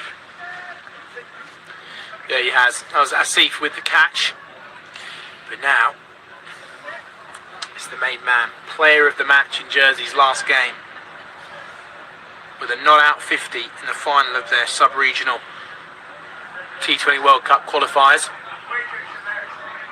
54 not out and 2 for 10 from his 3, Zach Tribe. We didn't see him bowl today, but he's facing up the jersey number 4. Hooping in swing. He turns safely into the leg side. First amount of real swing I've seen today, I think. Yeah, if anything, it's probably going with the shoulder, so coming in with the shoulder, I would probably like to see a square leg in, just to sort of cut that easy option out, and have maybe from sort of cover, bring one across, open the gap up if he's looking to go through the offside, especially with that movement coming back into the pads. Yeah, I think that's a good call, because playing with that angle seems relatively straightforward, and with no fielder at all in that area, could even be an easy 4. We saw Greenwood put one away nicely in the previous dummy over. Yeah, you don't want to give an easy option out at this stage of the game, especially with the way he's bowling. That's an easy release into leg side, especially with the arm coming in, pace on into the thigh pad. You'd want to cut that area out. Mid-wicket, slightly squarer now it feels. Edge, caught! Brilliant catch! And after a reef, maybe didn't dive for a potential chance from Carline. This time he puts in the dive and takes a brilliant catch, low down to his right, got the 2 hands to it. And after waxing lyrical about Zach Tribe, he now has to go. Jersey are in turmoil here at 30 for 3. We're not even past the 6 over mark. 2 wickets in the over for Hemant Dami, and he's got all 3 of them. He's 3 for 16 in under 3 overs. Jersey in huge amounts of trouble now. Yeah, and I think from a bowling perspective, the last ball's jagged back in, or the one before that's jagged back in. So potentially, if you're looking to bowl them deliveries coming back in with the arm, with the shoulder, and then he's held one up, took the outside of the edge, went straight into first slip's hands, who's actually finally put a dive in. That's great effort. So it's quite clear he can dive, but a great pair of hands, good catch, and like you said, 30 for 3 under 6 overs is not looking good for Jersey. No, and it's what Nepal did well, is that despite losing the early wicket, the number 3 came in. It was Bim, who batted well, looked to just pick up singles. Yes, the odd boundary came, but they were looking pretty intent throughout their innings, and they steadied the ship well. However, now it's Jonty Jenner coming in at number 5. And he's still got 2 balls of this over.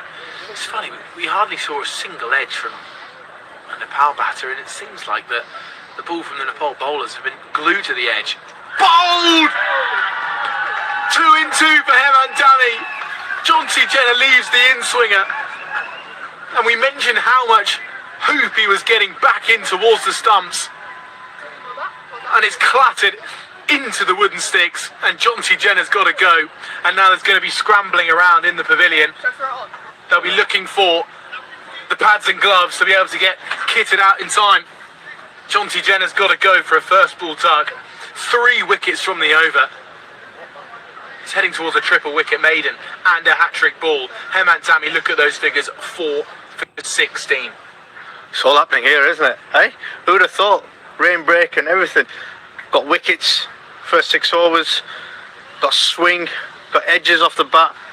Even got a diving catch. Everything's happening. That is incredible.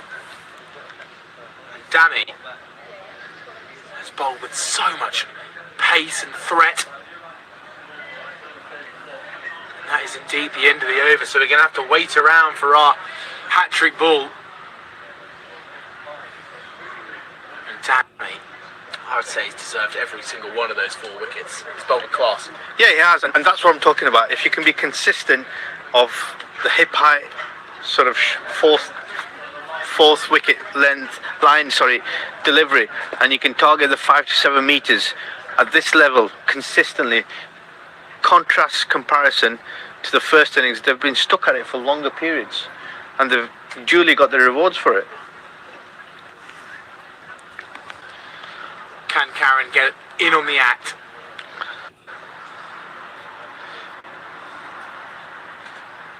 I like these. Pretty bold call after seeing your teammate leave one that went on to hit the stumps. But Karen not quite getting that same amount of in-swing. Yeah, and I think obviously with the strong breeze going across his bowling action, he's always going to be looking to sort of shape that outwards. So whereas from the top end, you're going to get the ball coming back in with the help of the breeze. So I think, again, having your bowlers come on at the right ends makes a huge difference.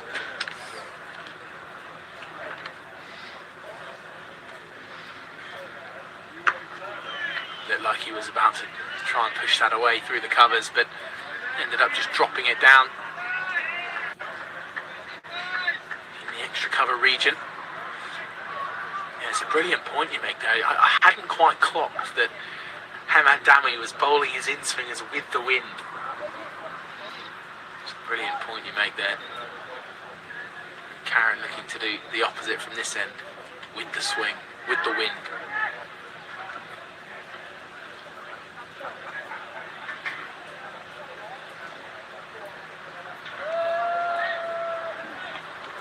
Draws the inside edge, finds that fielder out at long leg. And one of the other contrast differences you'll see between the 2 innings and the 2 bowling departments is Nepal have been at them every single ball. There's no free balls. There's nothing that's going to get you off on a cheeky single or a full length delivery for 4. And we kind of saw that in the first innings. Whereas you can see the contrast difference in experience and also the consistency.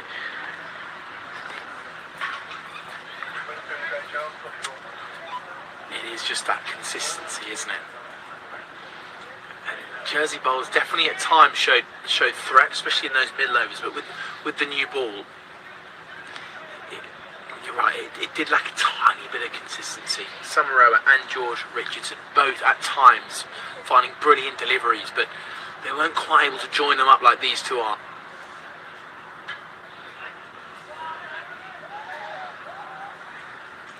And you're right, they're really not missing the mark at all here, these 2. And Karen has sort of got the unenviable job of keeping the pressure on but not taking the wickets. And sometimes you have a dying hero in Karen who's bowling really well from one end and not getting the rewards, and often you've got to sacrifice that. So he's doing all the hard work, he's doing the graft, and his partner at the other end seems to be reaping the rewards. But equally he's putting on the pressure from this side. A few chuckles amongst the fielders. Charlie Brennan gets off the mark. It definitely does feel like Jersey are going to have to earn every single one of their runs.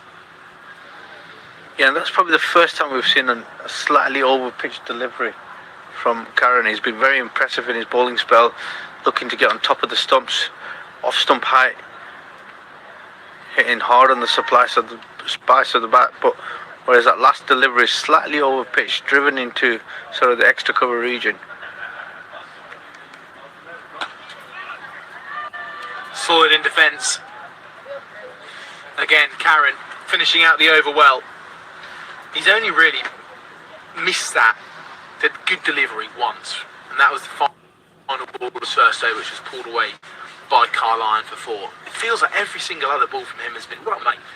And Heman Dami also, well, causing more turmoil. There you go. 0 for 16 from his 4, Karen, and Dami 4 for 16 from his 3, including the triple wicket maiden. 32 for 4 Jersey. Feels a long way back now. It does, but there's still hope, there's still time in the game. Just need to get through this passage of play. It's difficult, easier said than done, sitting on a table with mics in our hands, but yeah, I think they've just got to get through this passage, and rightfully so. They've got to earn the right to get through this passage, because this is a really experienced duo who are coming hard at the Jersey batters. So this is now an interesting angle. We've got the left hand of Charlie Brennan. We've now got the wind and the swing of Heman Dami bringing this ball across him. Right arm over the wicket. And there it is, there's that angle. Brings cheers from the fans. They'll be loving this, won't they? Absolutely, and you can see the Nepali fans have got into this straight away, and why shouldn't they be? The team's 32 for 4 of the 7.1 overs, and they're well in command and control over here. I mean, at this stage, I'd love to see another fielder just close out that really big gap between third slip and backward point. Go on the extreme attack. Because if he gets in the right areas, that's the only position it's going to end up going. Beaten all ends up. What a glorious delivery from Dami. Brennan couldn't have got anywhere near that. Fantastic delivery. Absolutely fantastic. World-class delivery. At one point there was talk of Dane Stalin coming over and doing a coaching stint with the Nepali bowlers. He would have been impressed with that delivery. Oh.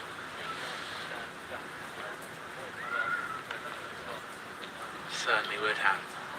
Dami replicated again. Shot. Drive from Brennan towards mid-off. Well played, especially with the ball just tailing away.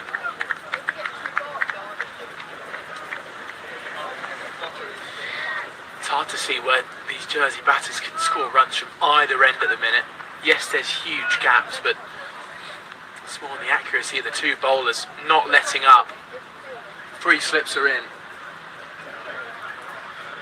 Third man is out. Long leg is out.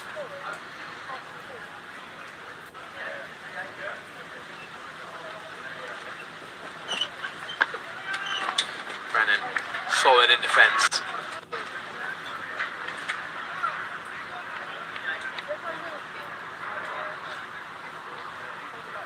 And Nepali bowlers not letting up.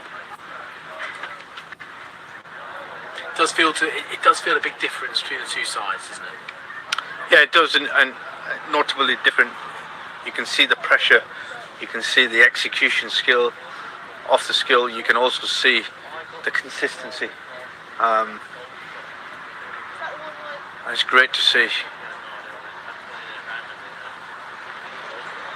Left alone by Brennan. If Heman Dami can pick up a fifer in his first 4 overs, that would be astonishing. I do feel a bit for Karen though. Not too well not to have a wicket. But sometimes you need your partner at the other end just to keep going for you.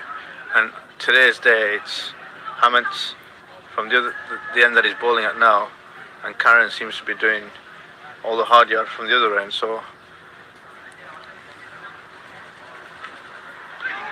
false shot on about the 6th stump line. Incredibly tempting for Brennan. The ball continues to swing across him, but an over survived. Second maiden for Heman Dami, 32 for 4 Jersey, and it wasn't long ago that they were in a brilliant position, roaring along with the opening pair, but then wicket after wicket, all thanks to that man Heman Dami. But is this a bowling change? Yep, I think it is. And there's the card. Look at that. Patrick Googe for 6, caught at mid-wicket by Cammy. Asif then taking the edge of a cut shot from Greenwood. Zach tried, going a few balls later, and then next ball, Jonty Jenner leaving the ball that went on to clatter into his stumps.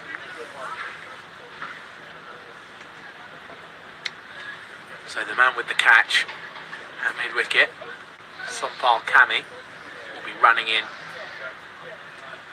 from this end.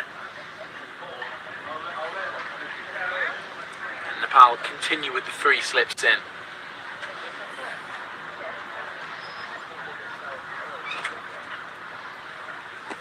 Full on the pads, maybe a little bit of bat, a few noises. Good decision from the umpire. Immediately uninterested. Yeah, the shot went quite quickly, although they were very keen to start off with.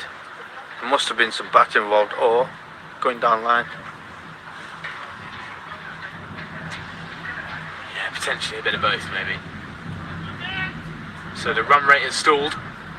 Jersey has stalled at 32 for 4.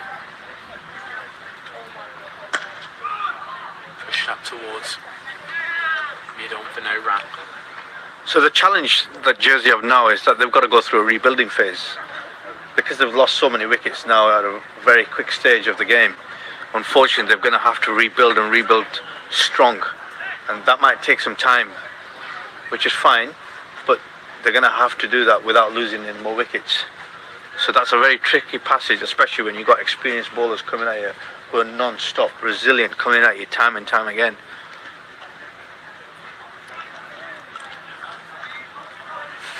And they don't stop, do they? It shows a great bowling outfit though. Yeah, it does, and it also shows the experience that they've got and the quality of skilled bowlers that they've got in the setup. You know, you replace one with the next one, and they're still coming at you strong.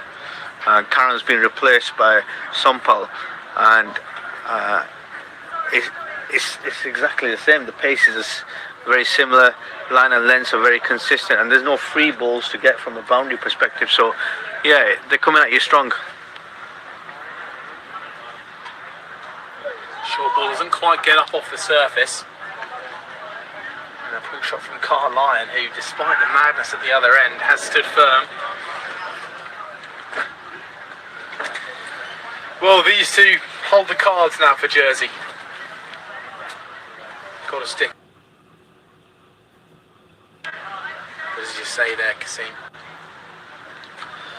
This bowling attack and not taking their foot off the throttle.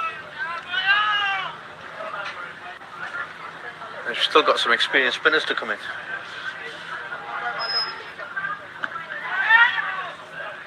Single take on pads. Yeah, don't think for a minute Jersey are going to get any let up when the first and second change bowlers start to come on. No, and obviously from a Nepal perspective, they because it's such a great opportunity to get everybody on the pitch, they'll want to go through their full repertoire of bowlers to get time on, get some overs in under the belt. Not just to go through the motions, but to be out there for a long period of time, perform their skills consistently. And maybe the contrast difference between where Nepal are right now in cricket, in 50-over cricket, obviously where some of the improvements may need to be made by other associate nations. Yeah, Jersey have not played an international 50-over match since last summer. Did a lot of T20 cricket.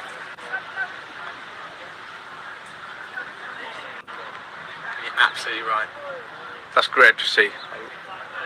Attacking against a left-hander batter, 3 slips in.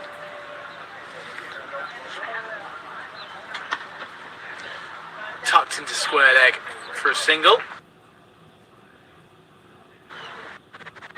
Sompal Kami looking to get after the stump. After an aggressive field change, but that ends the over then. 34 for 4.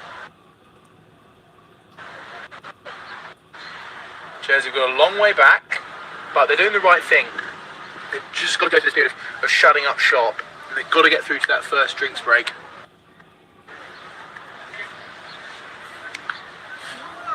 Cassie Malley. Oh, giving some support to... Who is that there? Century maker. Got out.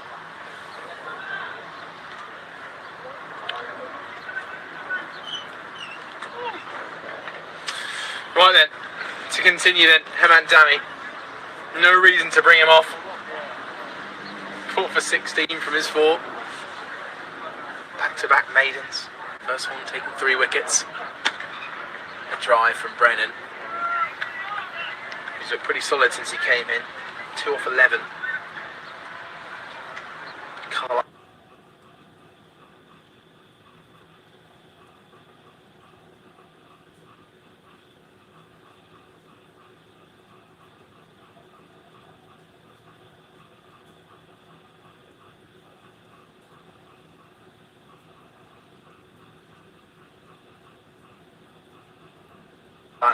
Dammy. Getting just a little bit less movement, as you'd expect from the start of his spell. Managed to find the edge with ease on several occasions. Not to forget that one just going past Arif for first slip. That was Carl Lime on 9, who's still out there. As we come up to the 10 over mark, I reckon this might be Dammy's last. And as you say, Nepal might look to get a few other bowlers in on the act. Shoulder arms by Brennan. He looks solid and sturdy. The shadow bats a cut shot there. But Carline is coming down the wicket to have a little discussion with him. They know how important it is to stay at the crease, these two. 217 feels a long way away. But still, good batters to come for Jersey. Nepal very, very happy at the minute with the game position. Bit of chat going on in the slip cordon.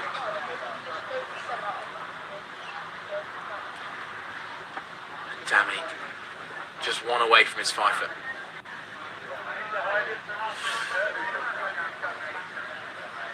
The wind is still brisk. Still no signs of blue sky.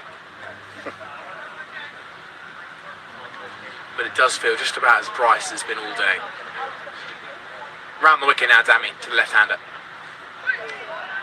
This looks like a nice angle, this. Bit of a weight swing. Angle into the pads and then that nip away. Yeah, I much prefer this angle, if I'm going to be honest, and I think it's taken him time to get that angle right. If anything, I'd have probably gone straight away. But again, he knows better, he's out there.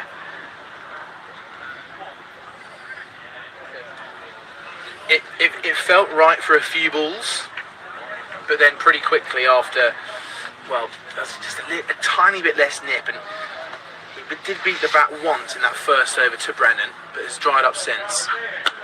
Sure. It's a nice drive through extra cover, picked up by scampering fielder. He's going to dribble through for some overthrows, which Brennan will take, of course. He moves to 4.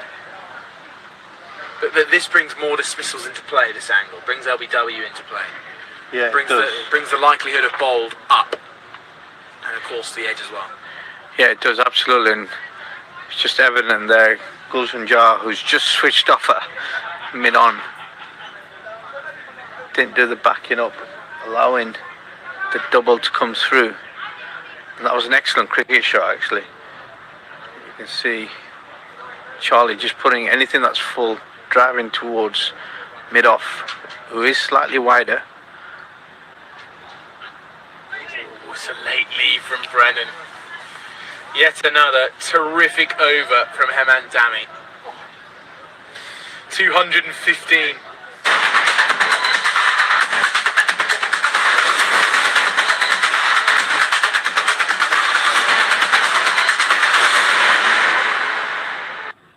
So 4. And Hemant Dami comes to the end of his 5th over with 4 for 18. Been impressive so far.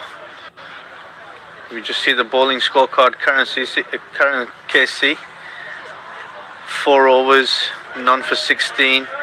Hemant Dami, 4 for 18 of 5 overs.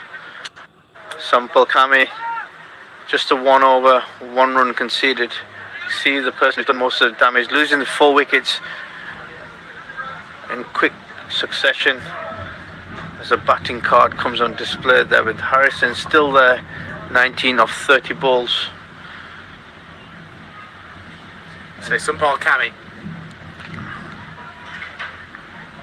can he get a wicket? Brings the inside edge. Again, just finding the area and sticking to it. That's what Karen KC was so good at. Sampal Kame. Yes, we talk about bowling in partnerships, but how important is it that when a new bowler comes on, if they can be on the money straight away, that really does add to your bowling attack, doesn't it? Yeah, absolutely. And to be fair, that's one of the strengths that the Nepal team has been renowned for over the years. The bowlers are relentless. They just keep coming at you every single delivery. No free balls. Everything's coming out hard at you. Very difficult to score off anything that's loose. And they will look to capitalise by putting extra pressure in the field. One of their best fielders is not actually on the pitch. Dipendra Singh Airy is not on the pitch. He's a world-renowned, fantastic fielder. Pretty good batter too. Okay, he's alright, isn't he? Dropped into the offside bar, Carlyon. A couple of 50s in the World Cup just gone for DSRA. In a tournament where I thought Nepal might give it a slightly better run. Yes, they just came out on the losing side against England. Who knows, if that result was a little bit different, they could have really built up a bit of momentum in that tournament. But they'll go again in future, I'm sure. Sure. Drifted onto the pads this time. Whipped away by Harrison Carlyon, who remains sturdy. He moves to 20. Yeah, and he's doing the job for the team. Not looking over too flashy, not taking any extra risk. Just looking to get through this passage of play where there's strong deliveries coming hard at him.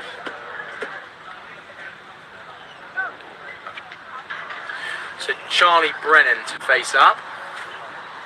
What are we seeing next scene? Oh, the main man's on. The main man is on. DSRA having a little chat to his bowler. Part of the 15-man squad.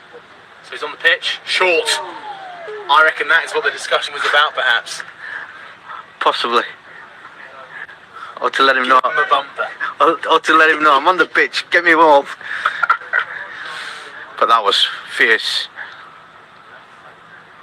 And now look, they're having another little discussion again. You can see it there on the stream. Passing the ball to his bowler. Vice captain as well, so I can understand where the leadership discussions are taking place.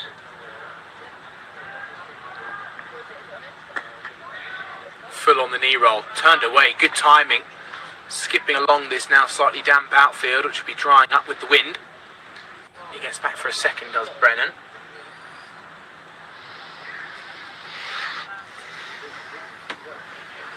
His solid knock continues. That ends the over. A couple of runs to end it. We're 11 overs through. And the aggression continues for Nepal despite... Behind every victory, there's a story the world never sees. The pain, the passion, the purpose. At Stike Sports, we go beyond the game to bring you the heart of the athlete. Come, be part of the journey. Watch the biographies rise to glory. Only on Stike Sports. A few grimaces of the quality of bowling on display.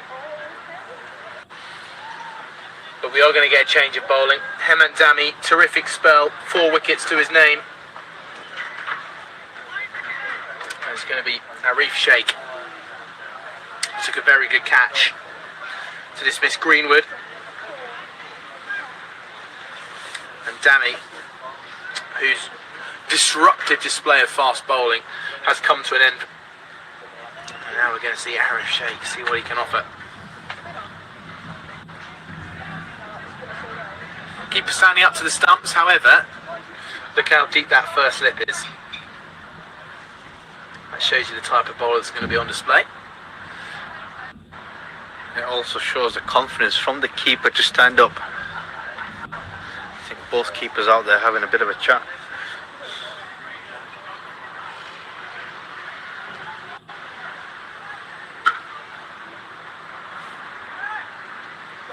Thought of a single off the fumble, but just be a dot ball. These two coming together now, Carline and Charlie Brennan. They understand the situation. They know what's needed. They've just got to cling on here.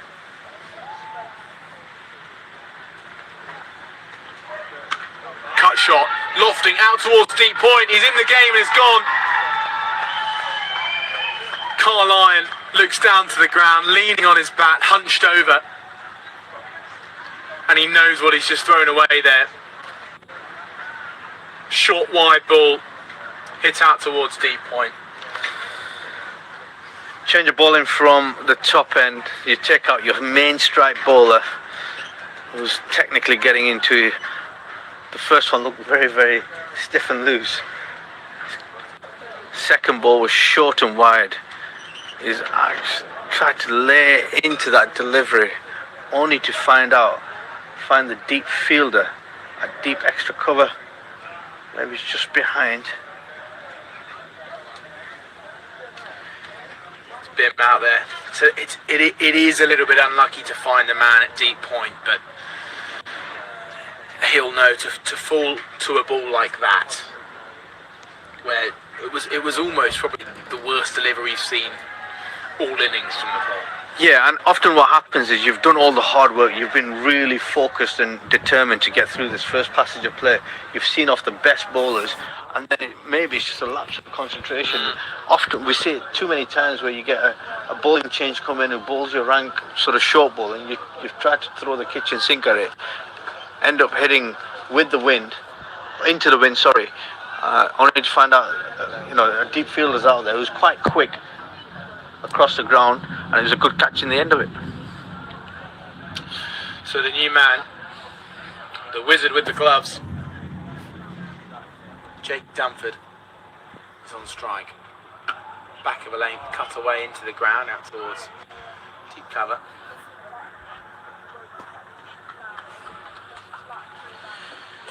It's tricky, isn't it, for Jersey, because yes, they've been dislodged by some fine bowling from Hemant Dami from the far end, and Carline will be distraught to give his wicket away.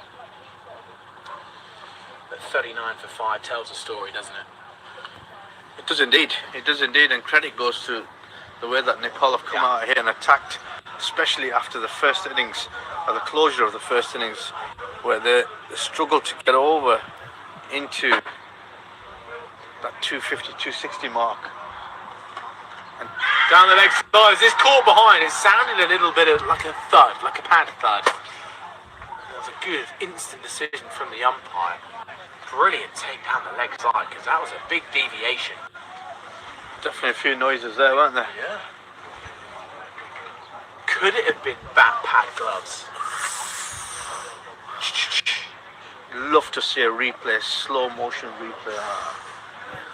So would I. Brennan getting on top of it that time. It definitely did sound like a deep pad third. Yeah. Rather than a light, high-pitched touch on the wood.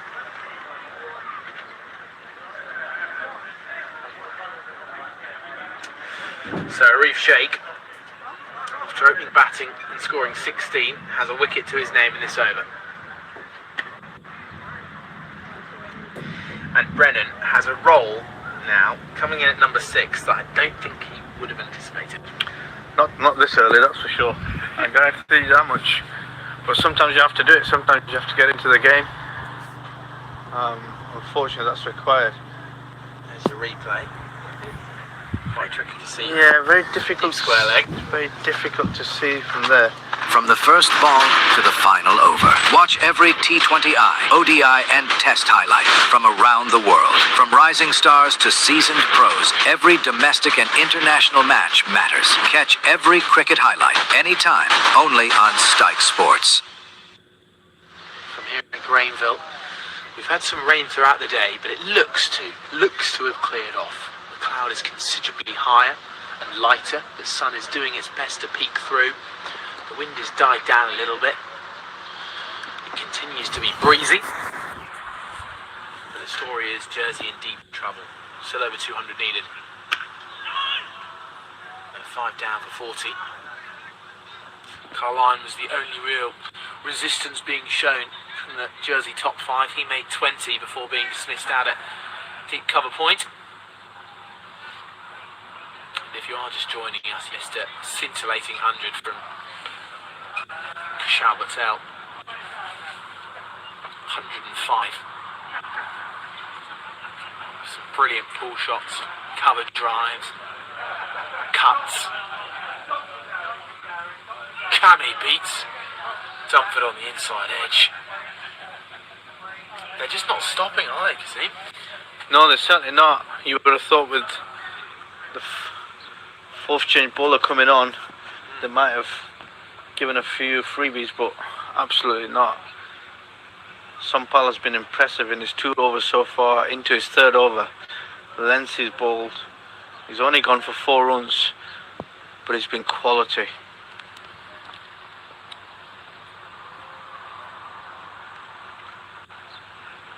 Shaw played away nicely through square leg.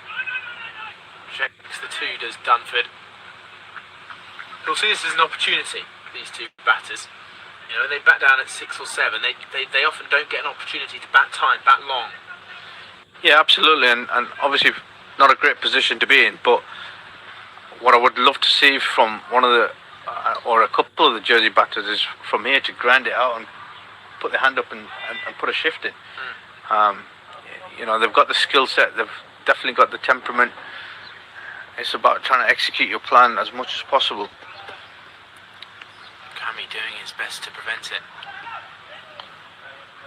So it sounded like pad as it trickles down to a vacant fine leg. Longlegs making his way round.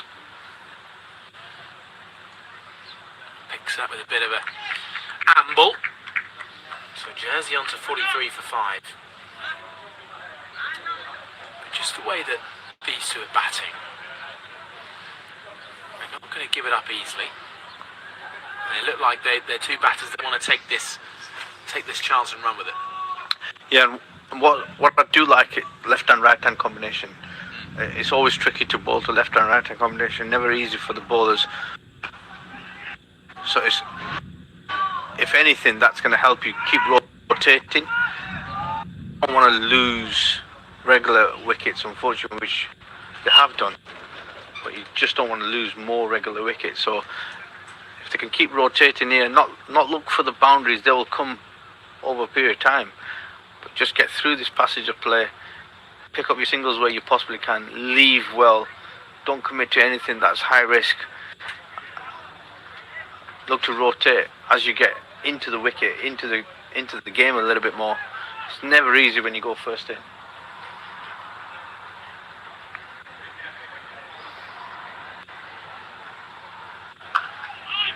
Just nips in there and gets in behind it, does Dunford. Just building on that, as that ends the over, 44 for 5. It's what Nepal did so well. Yes, they continue to pick up boundaries from the odd slightly poor ball from the Jersey bowlers. However, even when the Jersey bowlers were on top, it did still feel like the Nepal batters were able to keep rotating. I don't remember almost a single maiden from the Jersey bowling innings. We might have to check that. But it was how, as you say, they continue to rotate. They never let the Jersey bowlers get 2 on top. And here's a sign of how Nepal bowlers have managed to keep the pedal down. Yeah, they've been impressive, haven't they? First 13 overs, they've been really impressive.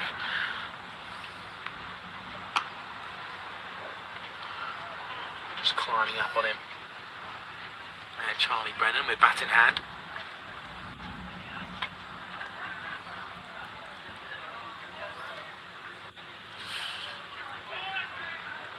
There's a reflex to start his second ball here. Turns well through backward square leg. They're just going to settle for a single. We were having a good chat at the lunch break with Neil McRae, the Jersey head coach. Talking of head coaches, there's a big job that's available, which we'll get into briefly with Jersey 45 for 5.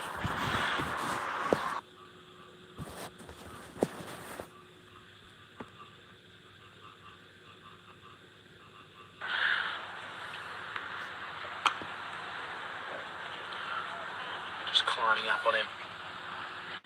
And Charlie Brennan with bat in hand.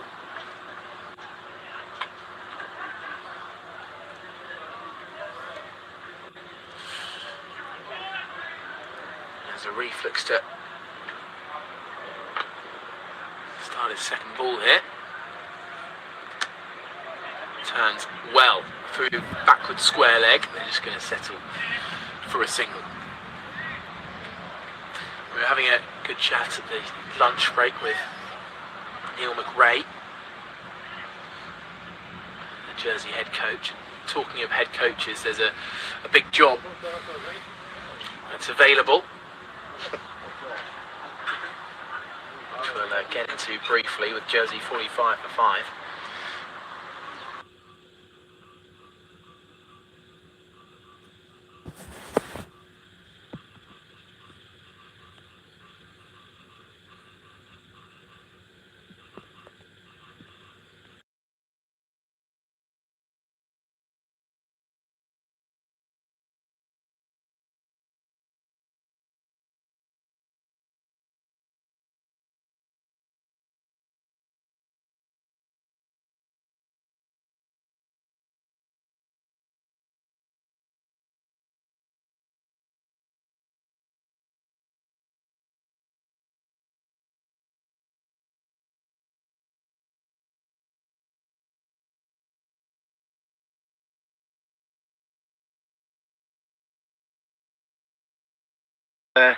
Armstrong, Fleming in there. There's some fantastic coaching pedigree there. So let's go to Stephen Fleming then. With his prolific history in franchise cricket, as Cammy runs in, and a solid punch off the back foot splits the gap, and it will just be a single. As this Brendan McCullum era comes to an end of aggressive and go for the win strategy, what will a Stephen Fleming test side look like, do you think? Jeez, I'd rather you ask me the lottery ticket number. Is that the kind of test side we might see? Lottery You ticket? can buy a lottery ticket and see what... No, I mean, look, it's quite clear England are in a situation right now where there's no success in terms of... Big appeal, advancing down the wicket was Jake Dunford. And I think the umpire's been a bit hard done by the reaction of the Nepalese batters. Dunford definitely walking down the track.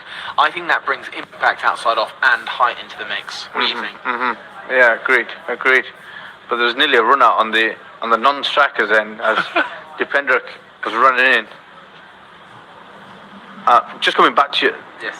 the conversation about the Fleming issue or the possibility. Look, succession planning for me has not been great from England, if I'm going to be honest. How do you get into a position where you don't have a backup test captain who's earned the right to be the test captain? I'm not sure. How do you have your ex-captain standing in for a certain period over your current captain who's been suspended for a game or missed out on a game because of issues around alcohol and violations of team culture, which he was part of. There's a lot of questions of England Test cricket at the moment, and then not to mention the whole retirement during a Test series where he's come out to bowl and bat for himself. So I'm just not sure what's going on. Well, let's say Andy Flower or Stephen Fleming is your dream coach. Does Harry Brook walk in as captain? Does Joe Root take up the role? Does Jacob Bethel get a gig? Sombal Kami is bowling very well here, by the way, mid-discussion.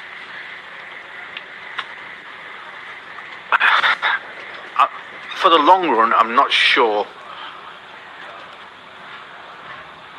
Short ball brings a play and a miss.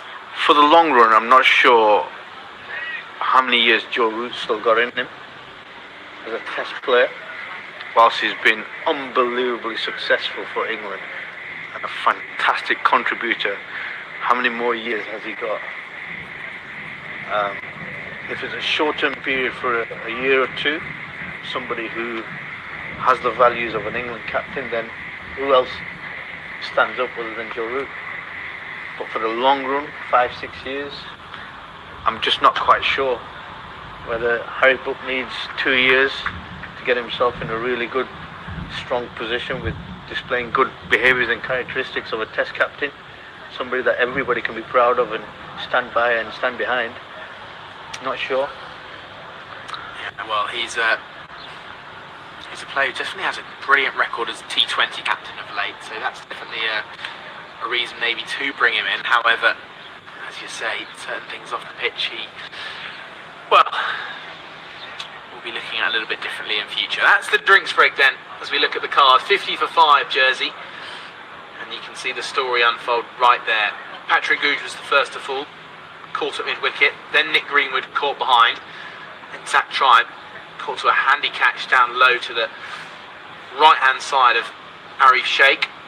Then next ball, Jonty Jenner fell, leaving an in-swing delivery, swinging in with the wind from Hemant Dami. And then Harrison Carlyon, who was putting up a brilliant fight from the other end, gave his wicket away with a short ball outside off and cut it aerially out towards the deep point region, and he was absolutely gutted.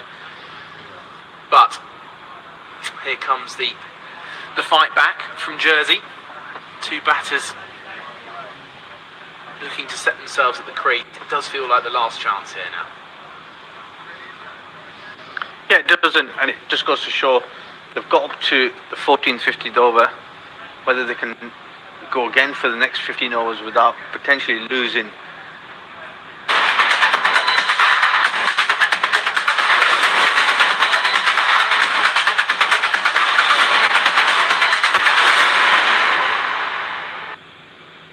Possible, but again, it's that old cliche of trying to get partnership in place, trying to stick around long enough. But the next challenge that they're going to have to face isn't going to be easy. The unfortunate thing is they've got some world-class spinners who are about to attack, and it's how well they handle them two spinners, and whether they leave enough in the tent to continue on again towards the back end. Yeah, and we mentioned how good of an opportunity this was for the two batters at the crease, not only to get some time under their belts against a good attack, but also just to push their own case as a very set batter in this side. Two batters lower down the order that don't often get the chance to build their innings. The Nepalese bowlers are incredibly on top, some even taking a moment just to sit down and have a little discussion over a drink of water. Maybe a little bit. Behind every victory, there's a story the world never sees. The pain, the passion, the purpose. At Stike Sports, we go beyond the game to bring you the heart of the athlete. Come, be part of the journey. Watch the biographies rise to glory. Only on Stike Sports. Where we are with England and the culture around England at this moment in time. What's your thoughts on the whole alcohol ban before and after a game? The curfew discussion. First of all, so I've got a little bit of a controversial take, which is purely my own. Which is, I don't think the management of that curfew was very good at all. In terms of, if you're going to lock it in, if it's going to be an actual rule, when two players go out and break it, there should be a bigger repercussion rather than just a one-game ban whilst they decide what's going on and then they found out that actually they weren't at fault. Or curfew should never been in place in the first place. So my opinion on a curfew is that it shouldn't exist.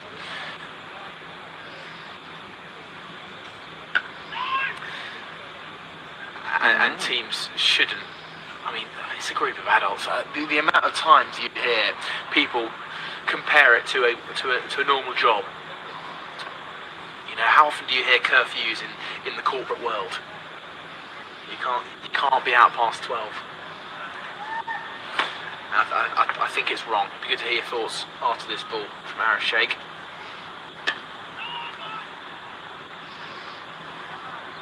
Obviously not halfway through a test match. I understand that. However, to celebrate a win by going home to your hotel room on an away tour with water.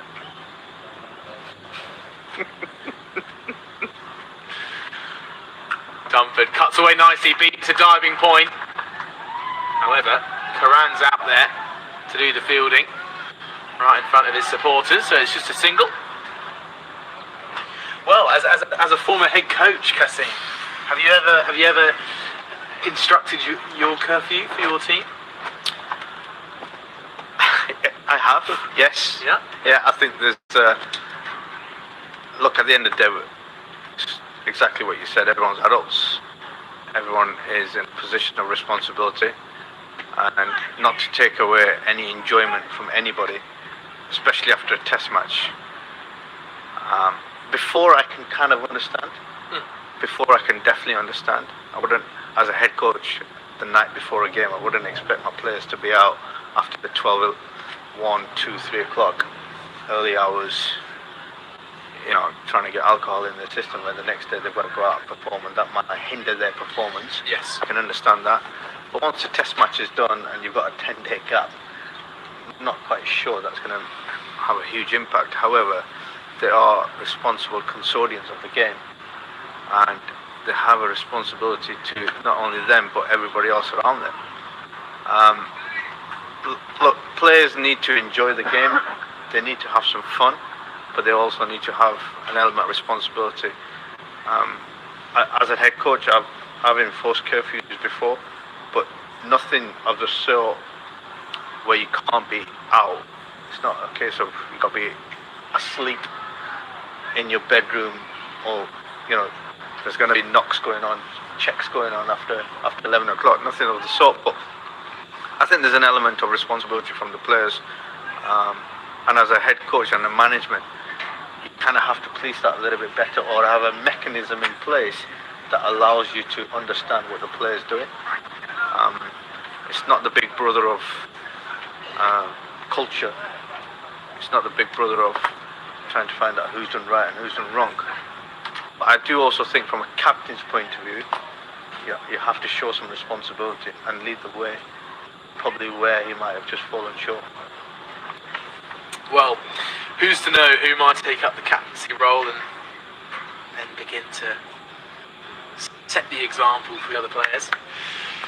But now, we see a little celebration from my co-commentator, as is a change of bowling. Sandeep Lamichhane. We've all been incredibly excited to watch this 25-year-old bowl. 16 overs is up. Jersey have just ticked over the 50-run mark. Two batters who've now been out there for a considerable amount of time compared to their teammates. Brendan is back, pushing into the offside. What can we expect from Lamichhane, Kasim? I think you can expect a lot of pressure coming on. Good pace. He's definitely got some good variation, and he's not going to let you off. He's a wily cricketer.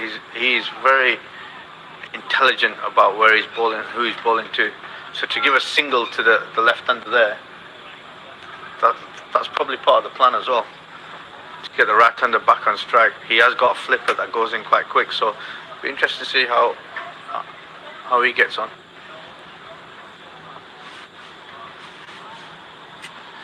He'll be scheming, won't he? Look at the discussions. Warrior calls the batters out there. Brennan running down the pitch to talk to Dunford. Be ready. Here's Lamichani. Straight delivery, solid in defences. Jake Dunford. And the danger sometimes is you could play the ball and not the ball. You're often playing the name.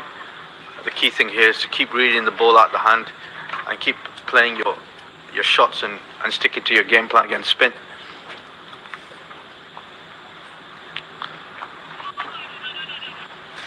Now, he didn't show it there, but what I've really enjoyed about Dunford so far, especially in defence, how compact and how firmly he hits the ball back.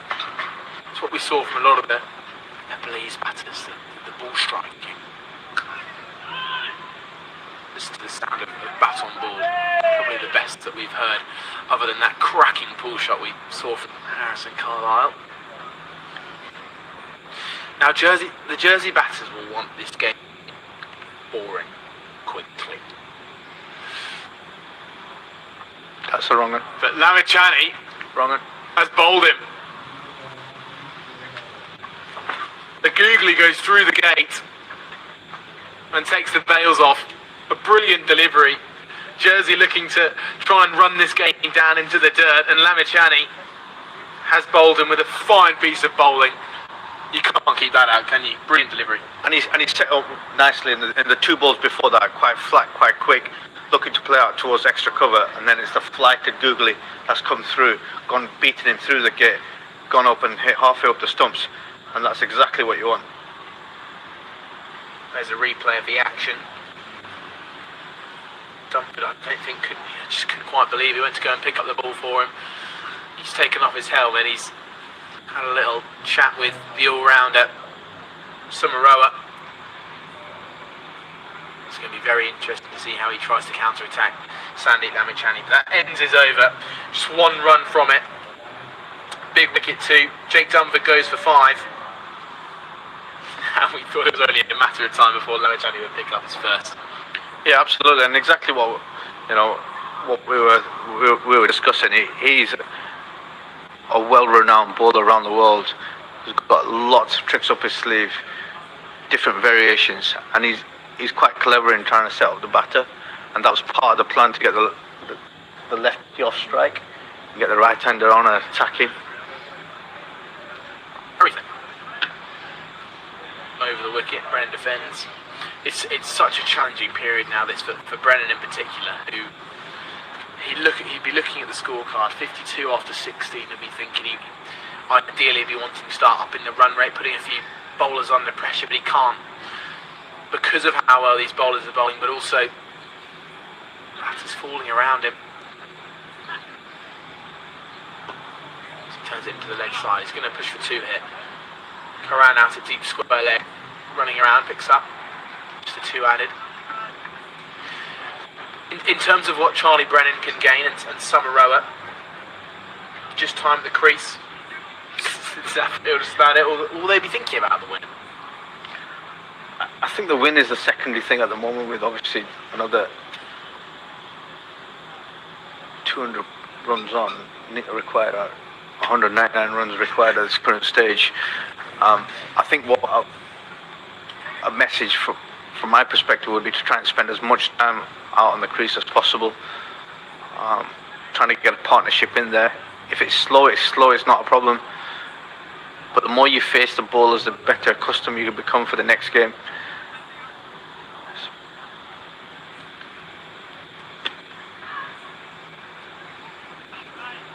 So Kasim, again, coming from the head coach perspective, your side is 55 for 6, chasing a big score. You go out and have a chat with your batters. What are you discussing? Is it a time to be selfish? I think what I would be looking to discuss as much as possible is rotational strike. Try and stay out there. Try and get accustomed to the conditions a bit more. What would be disappointing is if you continue to lose cheap wickets that you gifted to the opposition, like a run out.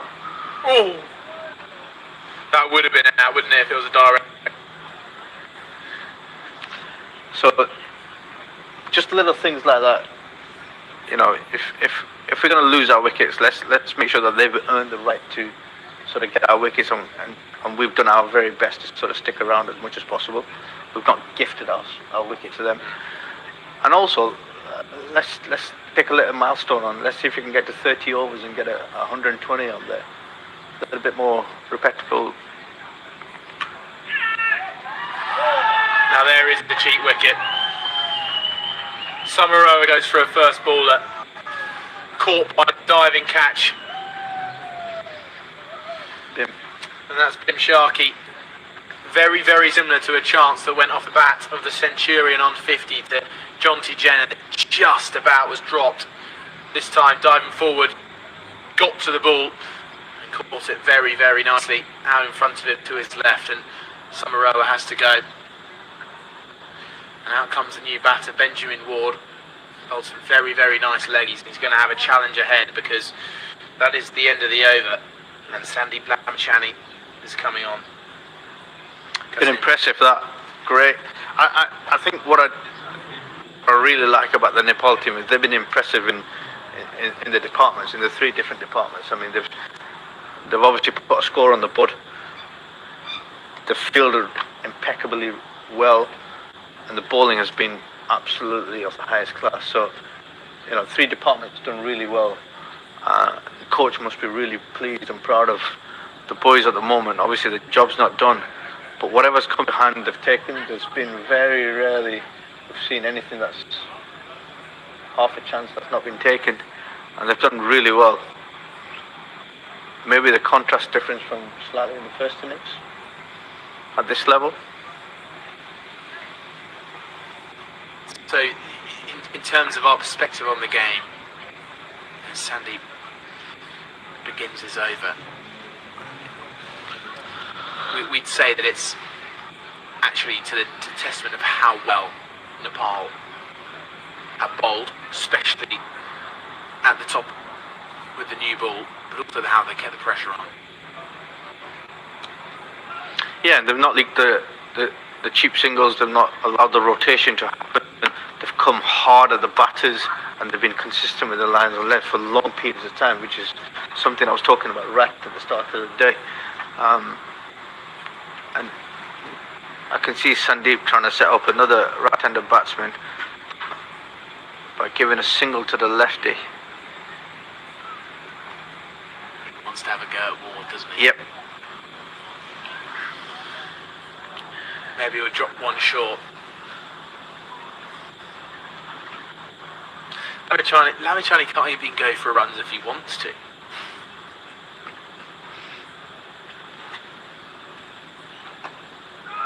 The danger is, like I said before, if you've never faced him, you end up playing the bowler.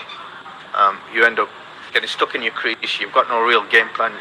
There's no real thought process in terms of what you're doing other than just looking to defend out. And before you know it, 4 or 5 overs are gone or you've gone. That's the danger. Where a progressive, more attacking player would be, you play the delivery coming out the hand, you look for your better option, you look for your options to rotate, you look to hit down the ground, be quite inventive if you can without any high risk. You know, you reap the rewards if you can, but keep turning over the singles. The rotation of strike is key at this stage. How challenging is it to block out a big name when they're running in to bowl at you? It's probably the easiest thing to do, as in all you're looking to do is a defensive mindset. So if you know that the ball is coming, it's hard. The key thing here is just to have options. So he's googling straight away to the right-hander.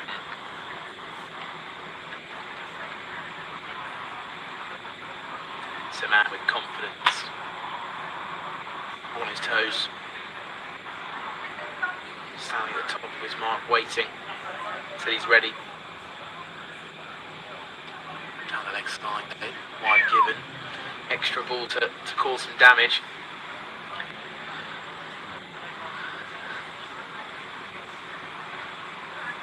Is Lamachani a bowler you've worked with in your time, or maybe just one you'd like to? I've never had the chance to work with him. I've always been impressed by his skill set, especially when he came on early doors. I've seen him for many years now, especially as the team have toured to Dubai, which is my country of residence, and obviously where I worked at the ICC Academy. I've seen him a lot come through there, but he's a very skillful cricketer. Obviously got opportunities to play franchise cricket around the world. Was part of your PL team, wasn't he? He's The Hurricanes. Hurricanes. But again, early exposure to the world leagues, the best players in the world. You can't buy that level of experience. Picked up from such a young age, wasn't he? Yeah. IPL experience.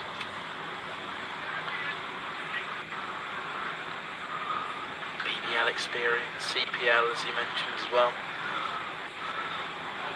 Still only 25. Turns 26 in a couple of weeks' time.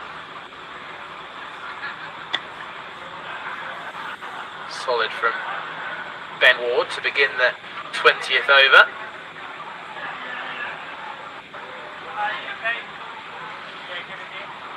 So Lamachani has represented two Big Bash teams, both the Melbourne Stars and the Hurricanes.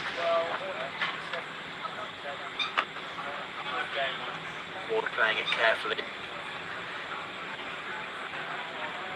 I do strangely think that this is an opportunity actually for a lower order batter who can come in and actually play the ball rather than play the bowler, and actually it's sometimes in the top order batters where they can end up, as you say, playing the bowler.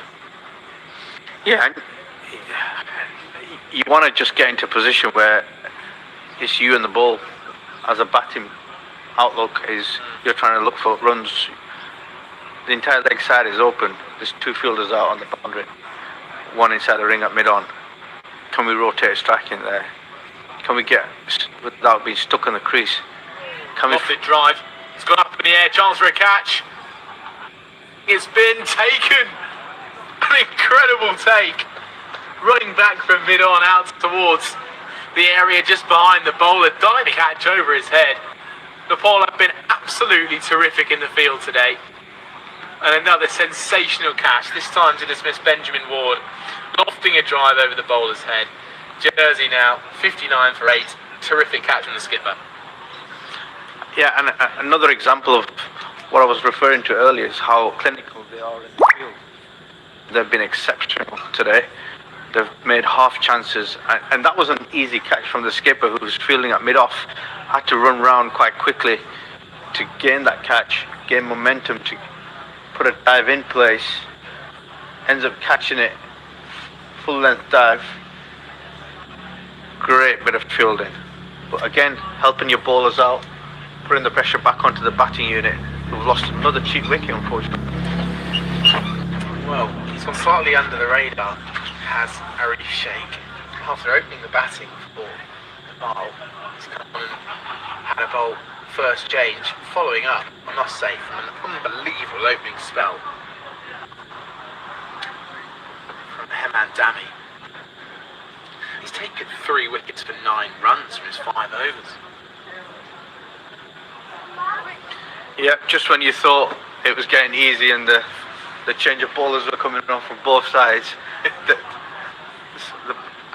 and most of the wickets have come from that side. You know, you look at the 7 wickets now that have come. Yeah, they've all come from that side. So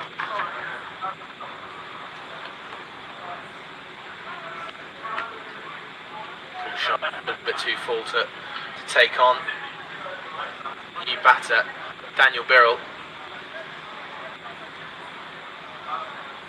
Maybe Lamachani will be asking for a change of end soon. Gets the wicket taking in. It's been a real added bonus for the Nepal opening batter. Got to a brilliant start.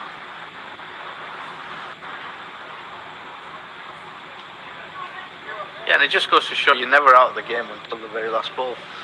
You know, we were sat here on commentary and probably a little bit disappointed with how Nepal finished off the last 10 overs.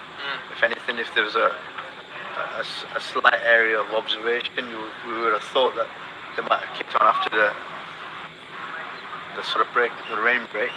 However, they've come out singing and dancing in the first 6 overs and really put the pressure back on the home side. We are currently 60 for 7 off 20 overs. Yeah, unfortunately, they've been out-bowled and out-batted. Take a look at that scorecard. Our line was very good up top. A couple of commanding sixes over the leg side. Charlie Brennan is being resolute in defence. 16 off 42, but he's the man. Chani on the money straight away. One wicket in his first over. That was Dunford, who was dismissed with the googly. He'll be enjoying this, won't he? A chance to bowl at a batter. So often where batting sides look to try and take on a spinner, not settle into their spell, but when they're 8 down, the batting side, it gives the spinner opportunity just to really bowl at him. But there's a full toss which has been swept away. And Charlie Brennan, good shot from him. Yeah, the first time we've actually seen a loose delivery, and I actually think that was an attempt at googly, but that was obviously full leg side to the left-hander. That would have been a different ball to a right-hander, but yeah, interesting. You don't often see many freebies from good old Sandeep. No, I think an attempt at a variation seems a good idea there. With a punch up towards long on. Charlie Brennan, I think, thought for a moment whether he should keep the strike, but Daniel Birrell was a fine batter who actually, for his club side, I'm told, got 60 odd yesterday. Might need more than 60 odd today. Or yeah, actually probably more like 90. So it's a man in form.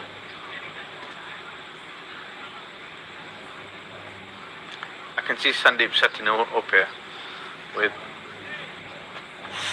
2 balls to go. Well, I can definitely see a googly coming here. Will it be last ball? I'd love a good prediction here. Oh, Trimming down the ground, hit to the stumps. Very, very nice shot from the jersey. Number 10. good contact, great sound off the bat. Excellent. Just unfortunately, it's straight up middle stop on the opposite end.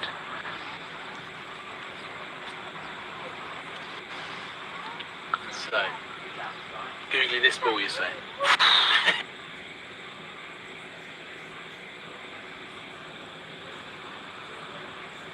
Well, there you go. Little bit short though. Turned into the leg side. Good piece of fielding out in the deep. Will come back for 2. Well done, Cassie. Well done. You didn't really, you could have gone after that prediction. You could have really, made it a little bit more solid.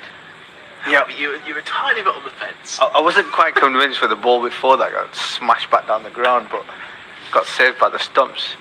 But he only needs one delivery to bowl out, doesn't it? And that's the beauty of Sandeep. Well, 66 for 8 after 21 overs. Far from where Jersey would like to have been at this point.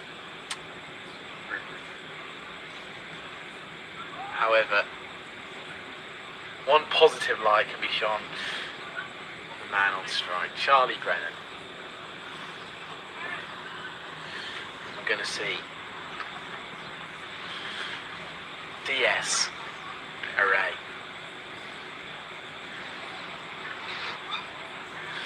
Rather more known for his batting in the World Cup just gone. He's a fine bowler too. And he's taken a wicket first ball. No, it's grounded. Brilliant sportsmanship. Instantly turned around to the umpire to say that was grounded. But what a start that could have been. So a little bit short of that time, and Brennan pats it back. So another excellent off spinner who's played around the world, very experienced franchise player, has experience of bowling at some of the best players in the world, and will definitely look to dot this delivery in. He's renowned for getting through his overs very, very quickly, putting pressure onto the batters, fires it into the stumps. Nice shot from Brennan. Continuing to rotate strike. He's been a class act today, has Brennan. Plenty of work out in the deep, diving around on the firm outfield. And now he's putting in a real shift for his side. Not letting Jersey go down too easily. It's now up to Daniel Birrell to continue the fight back.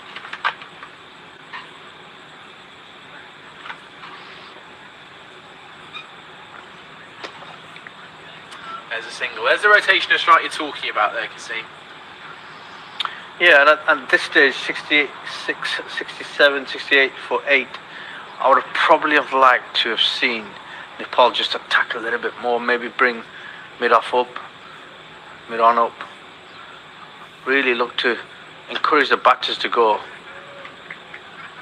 over the top as often as possible. A brilliant piece of fielding for zone bowling there to close out the over array. A sign of another thing you've mentioned today, how quick he is off along the ground. Good bit of work. Over just goes for 2. Dot to finish. 68 for 8, Jersey. Yes, it's grim reading. However, Jersey fans can have a look at this man, Charlie Brennan. He holds a nation on his shoulders.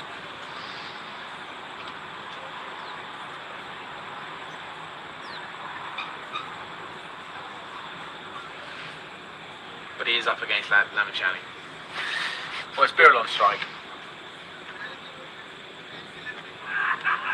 That sounds like bat pad. It's more of a laugh than an appeal from Sandeep. Testing out the umpire.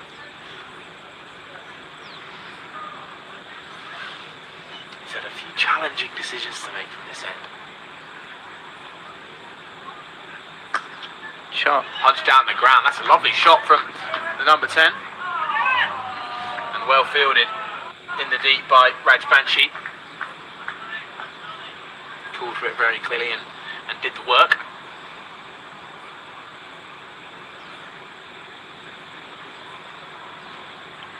Lamachani's been testing out his googly, honing in the area, and now playing with caution. Daniel Birrell.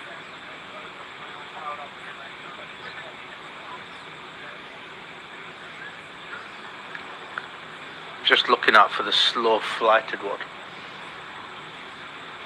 That's the one that seems to be causing trouble. Oh. Good diving stop at backward point. You can see the wry smiles. He almost ran past the spinning ball off the open bat face from Daniel Birrell. And he's nearly just damaged his other shoulder. He did seem to take a almighty whack on it, didn't he, on 105. Lamachani then, running in at his angle. Again spinning in and well turned out into the leg side by Birrell.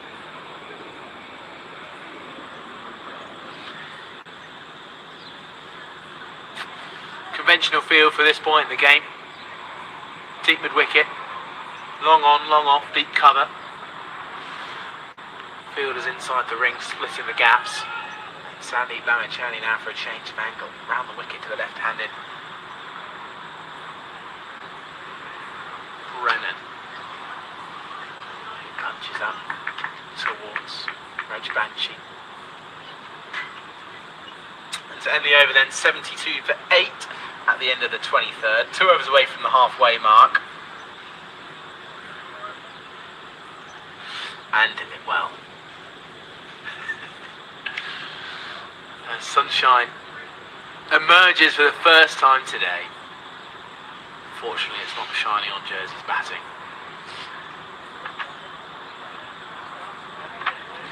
But Nepal can take so much away from this fixture, how well they've bowled. Brilliant batting at the top of the order. Some runs and some time at the crease for Sharky Bim. Heman Dami, who also took 4 wickets. DSR8 bowled short, punched out towards a deep cover fielder. The man with 4 wickets picks up and returns. And all of a sudden, I'm getting a bit too warm here.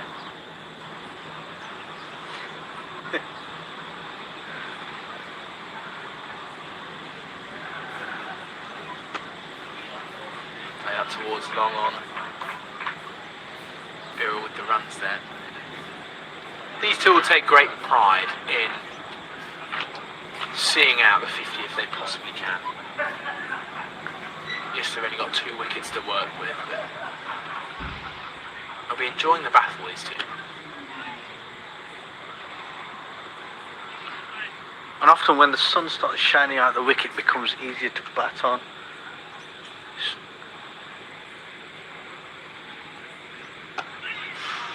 Goes back to a quicker delivery from Array. Not sure that's quite the flying you want to be doing, but whatever works. Well, he got it out. Down the track, chipped up towards cow corner region. Fielded by mid-on, running round to his left. I think these two batters got a real opportunity to gradually build an innings. Risk-free.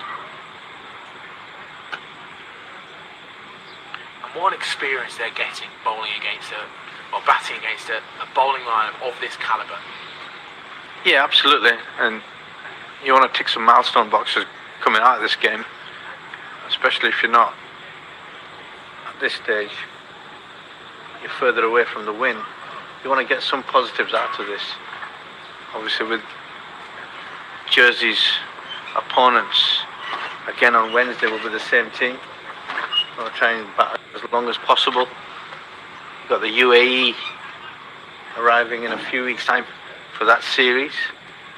So it's just about quality time during this period.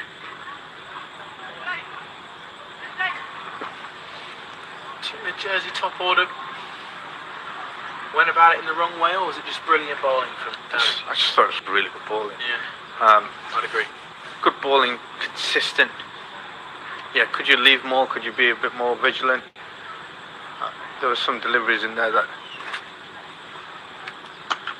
potentially a little bit soft, but I just thought the relentless deliveries that are coming from both sides was credit to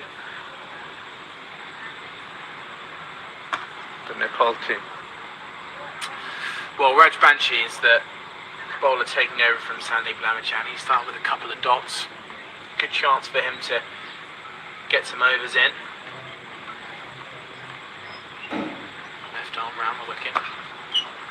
Just back of a length and push back without any danger.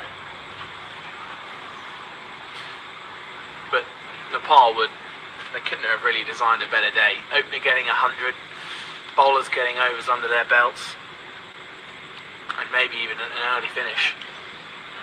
Yeah, and from Stuart Law's perspective, the head coach, I think he'll be rather pleased with today's outcomes. The lads have got time in the middle, which is exactly what this fixture was designed for, both from a bat, ball, field perspective. They've rotated the ball around to different bowlers. Different batters have got an opportunity to come in and play different passages of the game, which is probably something they'll be doing over the next coming weeks, where they'll be tested more. Exactly what you want from the first game of the tour, so yeah.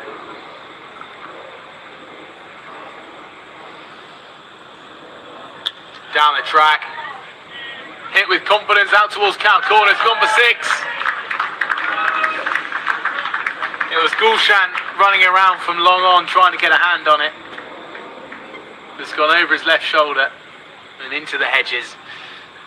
And finally, something for the Jersey fans to cheer for. Finally, it's coming the 24th over after 8 wickets down. But nonetheless, that's a great sign But a good matchup. Left arm spinner against the left-handed bat. Left-handed bat is always going to be in control of that matchup. So impressive this from Charlie Brennan.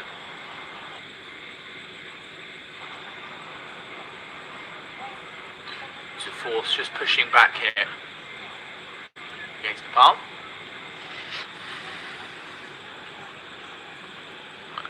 Short ball clubbed away off the back foot from Birrell, skipping along the outfield, and all of a sudden back-to-back boundaries. Jersey moves to 85 for 8. Some real impetus in the last couple of deliveries there, but this is what we want to see. This is, you know, and Charlie's played it really well. 31 of 61. Again, reinforcing the message that I was giving earlier. If you spend time at the crease, runs will flow. Just don't give your wicket away cheaply, which unfortunately some batters have done. But most importantly, allow yourself to spend some time at the crease. Short balls, loose balls will come. You can capitalise on them. Huge swing. Now that's the shot of a man who's just watched 1-6, hit a 4 himself, and wants a bit more of the action. I don't mind that. He's gone again, and he's missed again, and the ball's missed the stump somehow again. It's quite a strange little turn of events here, where Daniel Birrell, after being so strong in defence, he's just swinging the bat. Could that be 4 as well? He punts it over the bowler's head. No, it's going to be a calm single. Picked up by an advancing fielder. Do you reckon he's going to start just throwing the bat now, see what he can get from this? Well, judging by the last 4 balls, I don't think he's going to die wandering, that's for sure. Well, Brennan needs to make sure he continues playing his game. Whatever Birrell gets up to at the other end, Brennan has to continue planning exactly how he has done.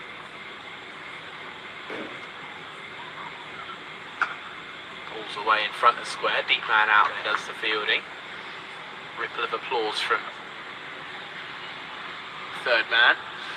And now I can say with the ultimate truth, the blue sky is appearing. It's out. We can see it. Just in time for a display of boundary hitting from the number 6 and the number 10.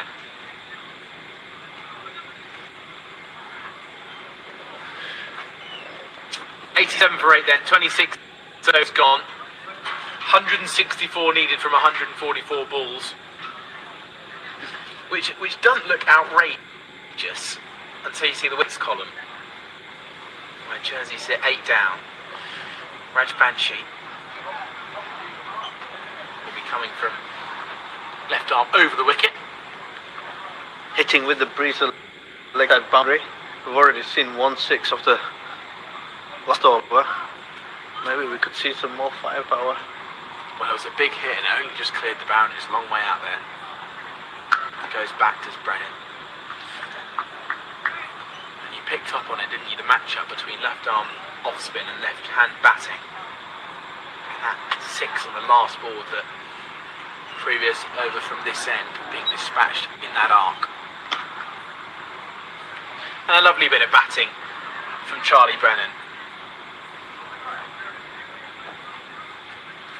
Takes a single, runs up to the non-striker's end. Just as if the situation was calmly in the balance. But is there hope? Should we be thinking about any kind of hope here, Kissy? I would love to say yes, but the scoreboard tells me slightly different. We wouldn't be doing our job if we didn't give the listener a hint.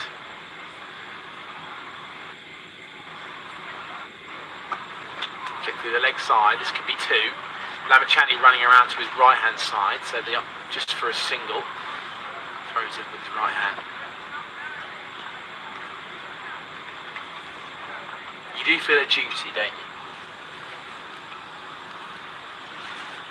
To feel as if the game is still going to reach An incredible conclusion. It could be on. Rajbanshi bowls down the leg side, whipped out towards deep square leg. These two batting well, building a nice partnership here. Approaching the triple figure mark. The danger here from Nepal is you just step off the button a little bit. You let the side back in and get a valuable 30, 40, 50 runs. I think that's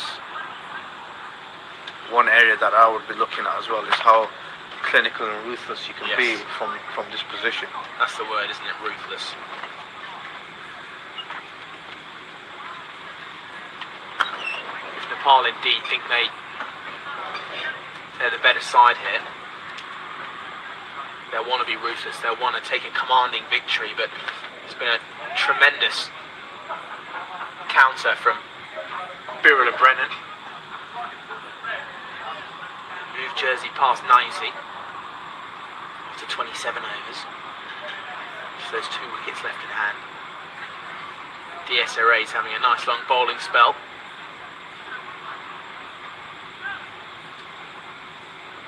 But it's the kind of partnership that you can hear just how flat it is out there. It's the kind of partnership that can cause a few head scratchers, a bit of an odd feeling out there.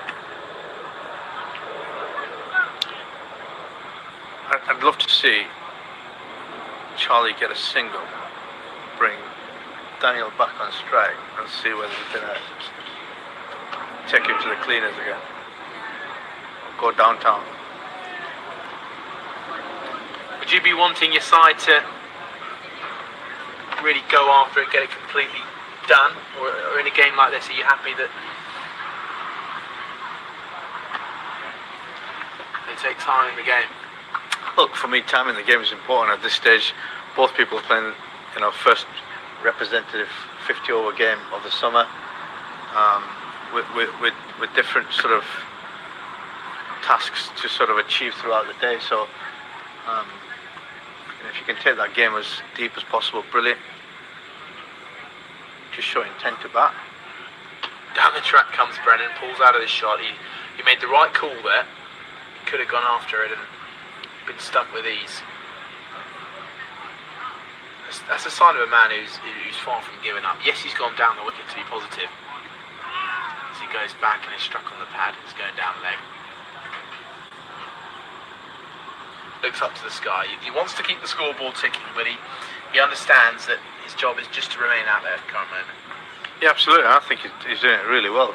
34 or 72 balls is not ideal, but given the situation, I think he's played it fantastically well. Just need somebody to stick around with him and see if they can get a partnership, which unfortunately they haven't. Well, what Brennan would love is a bit of Daniel Birrell fireworks.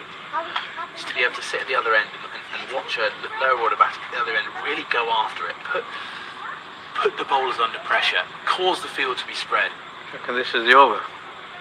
Maybe Rajbanshi runs in, pushes back calmly. Well, he's had a little bit of time at the non-strikers, hasn't he? Daniel Birrell, we saw a few mighty swings last time he was on strike against Ray. Rajbanshi around the wicket. Pushed out nicely towards the long arm. Just a technical point from me, Ixie. I don't think I've ever seen left arm off spinner run in at this angle. He almost goes away from his bowling arm. So he'll start from slightly behind the umpire. It's more extravagant from round the wicket. Clubbed over mid-wicket. That's racing away to the boundary. Well then, it's Charlie Brennan who is the man to up the ante. 4 more for him. Yeah, and from Brennan's point of view, this is great. He's not got 3 men out there. He's only got 2 men out there. He's not bowling with vast majority of turn off the pitch. So why not come down and keep tracking him down the ground? That's a great option to have. As long as he can clear mid-wicket, it's a great option. Tucked into the leg side. Brennan moves on to 38. 39 now. This is what you wanted, Kasim. This is what you wanted. One ball. Could be it. This could be it. Daniel Birrell. Eyes on the screen, everybody.